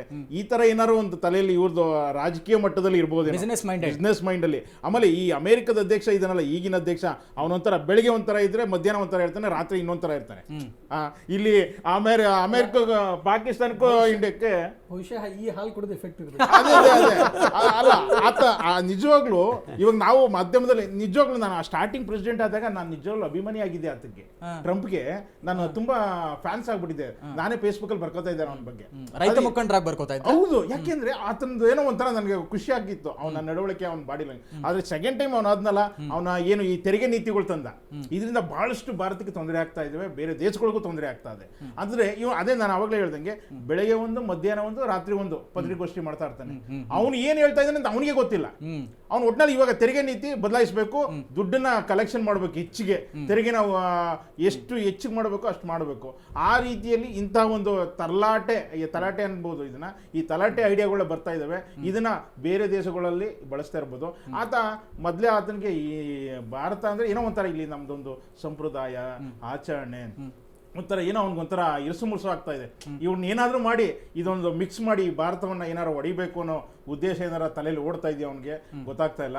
ಒಟ್ನಲ್ಲಿ ಮೋದಿ ಅವರು ಮಾತ್ರ ಅದೇ ಹೇಳ್ತಾ ಇದ್ರು, ಟ್ರಂಪ್ ಅವರ ಐಡಿಯಾಲಜೀಸ್ ಅನ್ನು ಒಪ್ಪುವಂತಹ ಮನಸ್ಥಿತಿಗಳು ಕೂಡ ನಮ್ಮಲ್ಲಿದ್ದಾವೆ, ಹೇಳಕ್ಕಾಗಲ್ಲ, ಸ್ವಾಗತ ಮಾಡ್ಬಿಟ್ರೆ ಏನಾಗುತ್ತೆ ಸರ್. ಕೆಲವು ಇದಾವೆ ಖಂಡಿತವಾಗಿದ್ದಾವೆ. ಯಾಕೆಂದ್ರೆ ಓಕೆ ಏನು ತೊಂದರೆ ಏನಾಗುತ್ತೆ ಅನ್ನುವಂಥ ಮನಸ್ಥಿತಿಗಳು ಇದಾವೆ. ಆದ್ರೆ ಮೋದಿ ಅವರು ನಿಜವಾಗಿಯೂ ಭಾರತೀಯ ಮಗ, ಆತ ಒಪ್ಪಲ್ಲ ಅನ್ನೋದು ನನಗೆ ಅಪಾರವಾದ ನಂಬಿಕೆ. ಡಾಕ್ಟರ್ ಸರ್, ನಾವು ಒಂದಷ್ಟು ವಿಚಾರಗಳನ್ನು ವೃತ್ತಿಪರವಾಗಿ ನೋಡಬೇಕಾಗತ್ತೆ ಮತ್ತು ಭಾವನಾತ್ಮಕ ನಂಟಲ್ಲೂ ಕೂಡ ನೋಡಬೇಕಾಗತ್ತೆ. ಈಗ ತಾವು ರೈತನ ಮಗನಾಗಿಯೂ ಡಾಕ್ಟರ್ ಆಗಿಯೂ ಒಂದಷ್ಟು ವೈಜ್ಞಾನಿಕ ವಿಚಾರಗಳನ್ನು ಮುಂದೆ ತರ್ತಾ ಇದ್ದಾರೆ. ಅಂದರೆ ಏನು ತಿಂದರೆ ಏನಂತೆ ಕೊಡುವಂಥದ್ದು ಅಲ್ಟಿಮೇಟ್ಲಿ ಹಾಲು, ಅದರಲ್ಲಿ it is only Lactogen protein ಅಂತ ಹೇಳ್ತಾ ಇದ್ರಿ. ಆಚಾರ್ಯಗೂ ಹೇಳ್ತೀನಿ, ನಮ್ಮಲ್ಲೊಂದು ಪ್ರಯೋಗ ಕೂಡ ಆಗಿತ್ತು ಮತ್ತು ಅದು ಆಗಿದೆ. ಈಗ ಹೆಚ್ಚಿನ ಹಾಲು ಉತ್ಪನ್ನಕ್ಕೆ ಏನು ಕೊಡಬೇಕು, ಇಂಡಿ ಬೂಸದ ಸಮೇತ ಈಗ ಅಲ್ಲೇನೋ ಕೊಡ್ತಾ ಇದ್ದಾರೆ, ಪ್ರೋಟೀನ್ಸ್ ಸಂಸ್ಕರೀಕರಿಸಿದ್ದು ಅಂತ ಹೇಳ್ತಾ ಇದ್ದೀರಾ. ನಮ್ಮಲ್ಲೊಂದು ಪ್ರಯೋಗ ಆಗಿದೆ, ಕೃಷ್ಣನ ಫ್ಲೂಟ್ ಸಾಂಗ್ಸ್ ಅಥವಾ ಎನಿ ಡಿವೋಷನಲ್ ಸಾಂಗ್ಸ್ನ ಹಸುಗಳಿಗೆ ಕೇಳಿಸಿದರೆ ಆಟೋಮೆಟಿಕಲಿ ಹಾಲಿನ ಉತ್ಪನ್ನ ಹಸುಗಳಲ್ಲಿ ಹೆಚ್ಚಾಗುತ್ತೆ ಅನ್ನುವಂಥದ್ದು. ಇದಿದ್ದಾಗ ಇದ್ಯಾಕೆ ಅಂತ ಸರ್, ಇದು ರಿಸರ್ಚು ರಿಯಲಿ ಇಂಪಾರ್ಟೆಂಟ್. ಸುಮ್ಮನೆ ಮಾತಾಡೋಕ್ಕಾಗಲ್ಲ. ಈ ಮಾತು ಹೇಳಿದ್ರಲ್ಲ, ಗೋವಿನ ಫ್ಲೂಟ್ ನಿಲ್ಲಿಸಿದರೆ ಅದು ಹಾಲು ಜಾಸ್ತಿ ಕೊಡುತ್ತೆ. ನಮ್ಮಲ್ಲಿ ಕೂಡ ಧ್ಯಾನ ಮಾಡಿದರೆ ಕಾಯಿಲೆ ಹೆಂಗೆ ವಾಸಿ ಆಗುತ್ತೆ. ನಾನೊಬ್ಬ ಅಲೋಪತಿ ಡಾಕ್ಟ್ರ್ ಇದ್ದೀನಿ. ಸೊ ತುಂಬ ರಿಸರ್ಚ್ ನಡೀತು. ಆನೆಸ್ಟ್ ಲೆವೆಲ್ ಟೆಲ್ ಯು, ಒಬ್ಬ ಮನುಷ್ಯ ಕೂತ್ಕೊಂಡು ದೇವರು ಧ್ಯಾನ ಮಾಡ್ತಾ ನನ್ನ ಕ್ಯಾನ್ಸರ್ ಗುಣ ಆಗಲಿ ಅಂದರೆ ನಮ್ಮಲ್ಲಿ ಇಮ್ಯೂನ್ ಸಿಸ್ಟಮ್ ಇದೆ, ಬೋನ್ ಮ್ಯಾರೋ ಇದೆ, ಸ್ಪ್ಲೀನ್ ಇದೆ, ಲಿವರ್ ಇದೆ. ನಮ್ಮ ಸೋಲ್ಜರ್ಸ್ನ ಉತ್ಪತ್ತಿ ಮಾಡೋವು ಅವು ಜಾಸ್ತಿ ಉತ್ಪತ್ತಿ ಆಗುತ್ತಂತೆ, WBC ಜಾಸ್ತಿ ಆಗುತ್ತಂತೆ. ಅವು ಹೋಗಿ ಕ್ಯಾನ್ಸರ್ ಸೆಲ್ನ ತಿಂತವಂತೆ. ಕ್ಯಾನ್ಸರ್ ಸೆಲ್ಗೆ ಅವೇ ಸೋಲ್ಜರ್ಸು. ಸೊ ಇದನ್ನೆಲ್ಲ ನಂಬಿದಾಗ ಎಲ್ಲೋ ಒಂದು ಕಡೆ ಸರ್ ನಾವು ಅರ್ಧಂಬರ್ಧ ನಾಲೆಡ್ಜ್ನಲ್ಲಿ ಮಾತಾಡಬಾರ್ದು ಅನಿಸುತ್ತೆ. ಇದು ಸತ್ಯ, ದೇರ್ ಇಸ್ ನೋ ಡೌಟ್. ಇಂಥ ಇವುಗಳಿಗೆಲ್ಲ ನಮಗೆ ಸಾಕಷ್ಟು ಬ್ಯಾಕ್ಗ್ರೌಂಡ್ ಇದ್ದರೆ ಒಪ್ಲಿಕ್ಕಾಗುತ್ತೆ. ನೀವು ಇದನ್ನು ಕೇಳಿ ನನಗೆ ಸತ್ಯ ಅನ್ನಿಸ್ತದೆ. Though I am an allopath, I am ಇದು ಏನು ಎವಿಡೆನ್ಸ್ ತೋರಿಸಿದಾಗ ಎಲ್ಲರೂ ಒಪ್ಕೊಳ್ಳೇಬೇಕು. ಬಟ್ ನಮ್ಮಲ್ಲಿ ಏನಂದರೆ ಫುಡ್ಡಿನ ಬಗ್ಗೆ ಮಾತ್ರ ಸರ್ ನಾನು ಭಾಳ ಕ್ಲಿಯರಾಗಿ ಹೇಳ್ತೀನಿ. ನನ್ನ ಲೆಕ್ಕದಲ್ಲಿ ಇವಾಗ ನಾಟಿ ಕೋಳಿ ಮೊಟ್ಟೆ ಒಳ್ಳೆಯದು, ಫಾರ್ಮ್ ಕೋಳಿ ಮೊಟ್ಟೆ ಒಳ್ಳೆಯದು. ಜನ ಕೇಳಿದಾಗೆ ಅಲ್ಟಿಮೇಟ್ಲಿ ನಾಟಿನೋ ಇದೋ ನನಗದು ಇಲ್ಲ, ಜನಗಳ ಭಾವನೆ ಅಷ್ಟೇ. ಮೊಟ್ಟೆ ಒಳಗೆ ಎಷ್ಟು ಪ್ರೋಟೀನ್ ಇದೆ, ಎಷ್ಟು ಆಲ್ಬ್ಯೂಮಿನ್ ಇದೆ, ಇದನ್ನು ನೋಡ್ತೀವಿ ನಾವು. ಅದಕ್ಕೆ ತುಂಬ ಜನಕ್ಕೆ ನಿನ್ನ ರುಚಿ ಬೇರೆ ಇರ್ಬೋದಣ್ಣ, ಆದರೆ ನಿನ್ನ ದೇಹದೊಳಗೆ ಹೋದರೆ ಎರಡು ಒಂದೇ ಕೆಲಸ ಮಾಡೋದು. ಇವು ಭಾಳ ಇಂಪಾರ್ಟೆಂಟ್ ಸರ್. ಅದಕ್ಕೊಂದು ಉತ್ತರ ಕೊಡ್ತೀನಿ ಸರ್. ನಾಟಿಗೂ ಫಾರಮ್ಗೆ ಏನು ವ್ಯತ್ಯಾಸ ಅಂದರೆ ನೋಡಿ, ಫಾರಮ್ ಕೋಳಿಗೆ ಇಂಜೆಕ್ಷನ್ ಕೊಡ್ತಾರೆ ಮರಿ ಇದ್ದಾಗಲೇ, ಅದು ಬೇಗ ದಪ್ಪ ಆಗಲಿ, ವೆಯ್ಟ್ ಬೇಗ ಬರಲಿ ಅಂತ. ಅದರಿಂದ ಅದು ಒಂಥರ ಮಿಕ್ಸೆಡ್, ಈ ಬೆರಕೆ ಅಂತೀವಿ ನಾವು ಹಳ್ಳಿ ಕಡೆ, ಸ್ಟೀರಾಯ್ಡ್ ಮನುಷ್ಯನ ಮೇಲೆ ಅಫೆಕ್ಟ್ ಆಗಲ್ಲ. ಅದೇ ನಾಟಿ ಕೋಳಿ ಆದ್ರೆ ಅದು ಹಳ್ಳಿ ಧಾನ್ಯ ತಿನ್ಕೊಂಡು ಹುಳುಗಳು ತಿನ್ಕೊಂಡು. ಬಟ್ ಅಲ್ಟಿಮೇಟ್ಲಿ ಸರ್ ಔಟ್ಕಮ್ ಇದೆಯಲ್ಲ ಸರ್. ಸಿ ಯಾವಾಗ ಈ ಪ್ರೊಡಕ್ಷನ್ ಎಲ್ಲ ಜಾಸ್ತಿ ಆಗೋಯ್ತಲ್ಲ ವಿಶ್ವನಾಥನ್ ಕಾಲದಿಂದ ಸರ್, ನಾವೆಲ್ಲ 66ನೇ ಇಸ್ವಿಯೊಳಗೆ ಬಡವರು ಸರ್, ತಿನ್ನಕ್ಕೂ ಗತಿ ಇರ್ತಿರಲಿಲ್ಲ, ಸೀಕು ಪಾಕು ತಿನ್ಕೊಂಡು ಬೆಳೆದು. ಇವತ್ತು ನೋಡಿ ಎಲ್ಲಾದರೂ ಬಡವರು ಎಲ್ಲಾದರೂ ಊಟ ಇಲ್ದಿರೋ ಸಾಯೋವಂಥವ್ರು ನಮ್ಮ ದೇಶದಲ್ಲಿ ಇಲ್ಲವೇ ಇಲ್ಲ. ಸೊ ಅದಕ್ಕೆ ಪ್ರೊಡಕ್ಷನ್ ಜಾಸ್ತಿ ಆಯಿತು. ಅದಕ್ಕೆ ಎಲ್ಲರೂ ಹೇಳೋದು ನೀವು ರಾಸಾಯನಿಕ ಕ್ರಿಯೆ ಮಾಡಿದ್ರಿ, ಇದೆಲ್ಲ ಏನೇ ಮಾಡಲಿ ultimately food is food, food in the form of carbohydrate, proteins, fats, fibre and ಅಷ್ಟೇ. ನಾವು ಸುಮ್ಮನೆ ಒಂದು ಪ್ರಶ್ನೆ ಕೇಳ್ತೀನಿ. ಹೇಳಿ ಸರ್. ಹಸು ಈ ಹುಲ್ ಮೇಯ್ಕೊಂಡ್ ಬರಕ್ ಹೋದಾಗ ಈರುಳ್ಳಿ ಗಿಡ ಏನಾದ್ರು ತಿಂದ್ಬಿಟ್ಟಿದ್ರೆ ಹಾಲಲ್ಲಿ ಈರುಳ್ಳಿ ವಾಸನೆ ಬರ್ತಿತ್ತು. ಎಷ್ಟೋ ಸರ್ತಿ ಅದನ್ನ ನಾವು ಅಭಿಷೇಕಕ್ಕಾಗ್ಲಿ ಪೂಜೆಗಳಿಗಾಗಿ ಬಳಸದೇ ಇರುವಂತಹ ಉದಾಹರಣೆ ಇದೆ. ಅಂದ್ರೆ ನಿಮಗೆ ಗೊತ್ತಿದ್ರೆ ಹಾಲು ನಿಮಗೆ ಗೊತ್ತೇ ಇರುತ್ತೆ, ರೈತರ ಮಗನಾಗಿ ಹಾಲು ವಾಸನೆ ಬರುತ್ತೆ, ಅದು ಹಸು ತಿಂದಿರುವಂತಹ ಗಿಡಗಳಿಂದ ಅಂತ ಹೇಳ್ತಾ ಇದ್ರು, ರೈತರಿಗೂ ಗೊತ್ತಿರುತ್ತೆ. ಹಾಗಿದ್ಮೇಲೆ ತಾವು ಹೇಳ್ತಾ ಇರುವಂತದ್ದು ಕೊಡ್ತಾ ಇರುವಂತದ್ರಿಂದ ಹಾಲಿಗೆ ಏನು ಎಫೆಕ್ಟ್ ಆಗಲ್ಲ ಅಂತ ಹೇಳ್ತಿರಲ್ಲ, ಎಷ್ಟು ಹೇಗೆ ಸರಿ ಅಂತ ನಾವು? ಇಲ್ಲಪ್ಪ, ಇದು ನಿಮ್ಮಿಂದ ಕೇಳ್ತಾ ಇದ್ದೀನಿ ನಾನು. ರಿಯಲಿ ಆಚಾರ್ಯ ಗೊತ್ತಿರುತ್ತೆ ಅಂತ. ನನಗೆ ಗೊತ್ತಿದೆ. ಇದಕ್ಕೂ ಮುಂಚೆ ನಾನು ರಿಪಬ್ಲಿಕ್ ಕನ್ನಡದಲ್ಲಿ ಮಾತಾಡುವಾಗ ನಾನೇ ಈ ಎಕ್ಸಾಂಪಲ್ ಅನ್ನ ಹೇಳಿದ್ದೀನಿ. ನಾವೇ ಚಿಕ್ಕವರಿದ್ದಾಗ ನಾವು ಬೆಂಗಳೂರಿಗೆ ಬಂದ ಮೇಲೆ ಹಾಲು ಕುಡಿಯೋದು ನಿಲ್ಲಿಸಿದೀವಿ. ಕಾರಣ ಏನು ಅಂತಂದ್ರೆ ನಾವೆಲ್ಲ ನಾಟಿ ಹಸುಗಳ ಹಾಲನ್ನೇ ಕುಡಿತಾ ಇದ್ದಿದ್ದು ಊರಲ್ಲಿ. ಡಾಕ್ಟ್ರ್ ಹೇಳಿದ್ರು, ಅದು ಸತ್ಯ ಇರಬಹುದು, ಅದನ್ನ ನಾನು ಅಲ್ಲಗಳಿತಾ ಇಲ್ಲ, ಆದರೆ ನಾವು ಆವಾಗ ತುಂಬಾ ಆರೋಗ್ಯಯುತವಾಗಿದ್ವಿ. ನಾವೆಲ್ಲ ಅಲ್ಲಿರ್ತಕ್ಕಂಥ ಹಿರಿಯರೆಲ್ಲ ತುಂಬಾ ಆರೋಗ್ಯಯುತವಾಗಿದ್ವಿ. ಅಂದ್ರೆ ಪಾಶ್ಚೀಕರಿಸದೇ ಇರುವ ಹಾಲನ್ನು ಕುಡಿದಾಗೂ ಕೂಡ ನಾವು ಆರೋಗ್ಯಯುತವಾಗಿದ್ವಿ. ಆದರೆ ಹಾಗಂತ ಡಾಕ್ಟರ್ ಹೇಳೋದಕ್ಕೆ ವಿರೋಧ ಮಾಡ್ತಿಲ್ಲ, ಇದು ಒಂದು ಕಡೆ ಇಟ್ಕೊಳ್ಳಿ. ಎರಡನೇದಾಗಿ ಇದು ಕೇವಲ ಹಸುವಿಗೆ ಅಲ್ಲ, ಹಸುವು ಈರುಳ್ಳಿ ಯಾವ ಗದ್ದೆಯಲ್ಲಿ ಬೆಳೀತಾ ಇತ್ತೋ ಅಲ್ಲಿ ಹೋಗಿ ಮೇಲಿನ ಸೊಪ್ಪು ತಿಂದು ಬಂದ್ಬಿಟ್ರೆ ಆ ಮೊಸರನ್ನ ಹೆಪ್ಪ ಹಾಕೋದು ಎಷ್ಟೋ ಜನಕ್ಕೆ ಈ ಜನರೇಷನ್ ಗೊತ್ತೇ ಇಲ್ಲ. ಆ ಹೆಪ್ಪ ಹಾಕಿದ್ರೆ ಮೊಸರು ಕೂಡ ತಿನ್ನೋಕೆ ಆಗ್ತಿರ್ಲಿಲ್ಲ. ಯಾರು ಮನೆಯಲ್ಲಿ ಈರುಳ್ಳಿಗಳನ್ನ ತಿಂತಾರೋ ಅವ್ರಿಗೂ ಕೂಡ ಕಷ್ಟ ಆಗ್ತಿತ್ತು. ಆ ತರಹದ ಒಂದು ಸ್ಮೆಲ್, ವಾಸನೆ ಮತ್ತು ಅದರಲ್ಲಿ ಬರ್ತಕ್ಕಂಥದ್ದು, ಅದು ಹೇಗೆ ಬರುವುದು ಸತ್ಯ ಅಂತ ಆದ್ರೆ ಈ ನಾನ್ ವೆಜ್ ತಿಂದಾಗ್ಲೂ ಕೂಡ ಬರ್ತಕ್ಕಂತಹದ್ದು ಬಹಳ ಸತ್ಯ. ಇಷ್ಟೇ ಅಲ್ಲ, ನಾಟಿ ಮತ್ತು ಇದ್ರ ಬಗ್ಗೆ ಹೇಳಬೇಕಾದ್ರೆ, ಸಸ್ಯಗಳ ಬಗ್ಗೆ ಹೇಳಬೇಕಾದ್ರೆ ಕೊನೆಯದಾಗ ಒಂದು ಮಾತು ಹೇಳೋದಾದ್ರೆ, 1 ಎಕರೆಗೆ ನಮ್ಮ ತಂದೆಯವರು ಇವಾಗ ಹೇಳ್ತಾ ಇದ್ರು, ಈ ಕಾರ್ಯಕ್ರಮಕ್ಕೆ ಬರೋ ಮುಂಚೆ ಏನು ಹೇಳಬೇಕು ಅಂದ್ರೆ 40 ಚೀಲ ಯೂರಿಯಾ ಹಾಕ್ತಾರಂತೆ. ಅದಕ್ಕೂ ಮೊದಲು ಆಹಾರ ಬೆಳಿತಿರ್ಲಿಲ್ವಾ? ಆದ್ರೆ ಯಾರು ಆ ಯೂರಿಯಾ ಹಾಕಿ ಬೆಳೆದಂತ ಆಹಾರವನ್ನು ಸ್ವೀಕಾರ ಮಾಡಿರ್ತಕ್ಕಂಥವ್ರ ಆರೋಗ್ಯ, ಯಾವುದು ನಾರ್ಮಲ್ ಆಗಿ ಬಂದಿರತಕ್ಕಂತಹ ಪದಾರ್ಥಗಳನ್ನು ಸ್ವೀಕಾರ ಮಾಡೋದ್ರ ಬಹಳ ವ್ಯತ್ಯಾಸ ಇದೆ. Thank you Anjanappa sir, thank you Acharya, thank you. First class. Yes, ನೋಡಿದ್ರಲ್ಲ ವೀಕ್ಷಕರೇ, ಸಸ್ಯಾಹಾರಿಯಾಗಿರುವಂಥ ಹಸುವಿಗೆ ಮಾಂಸಾಹಾರವನ್ನು ತಿನ್ನಿಸಿ ಅದರ ಹಾಲನ್ನು, ಆ ಹಸುವನ್ನು ನಮಗೆ ರಫ್ತು ಮಾಡುವಂಥದ್ದು ಸರ್ವಥಾ ನಾವು ಒಪ್ಪೋದಿಲ್ಲ. ಪೂಜನೀಯ ಭಾವದಿಂದ ನೋಡುವಂಥದ್ದು ನಮ್ಮ ಗೋವನ್ನು.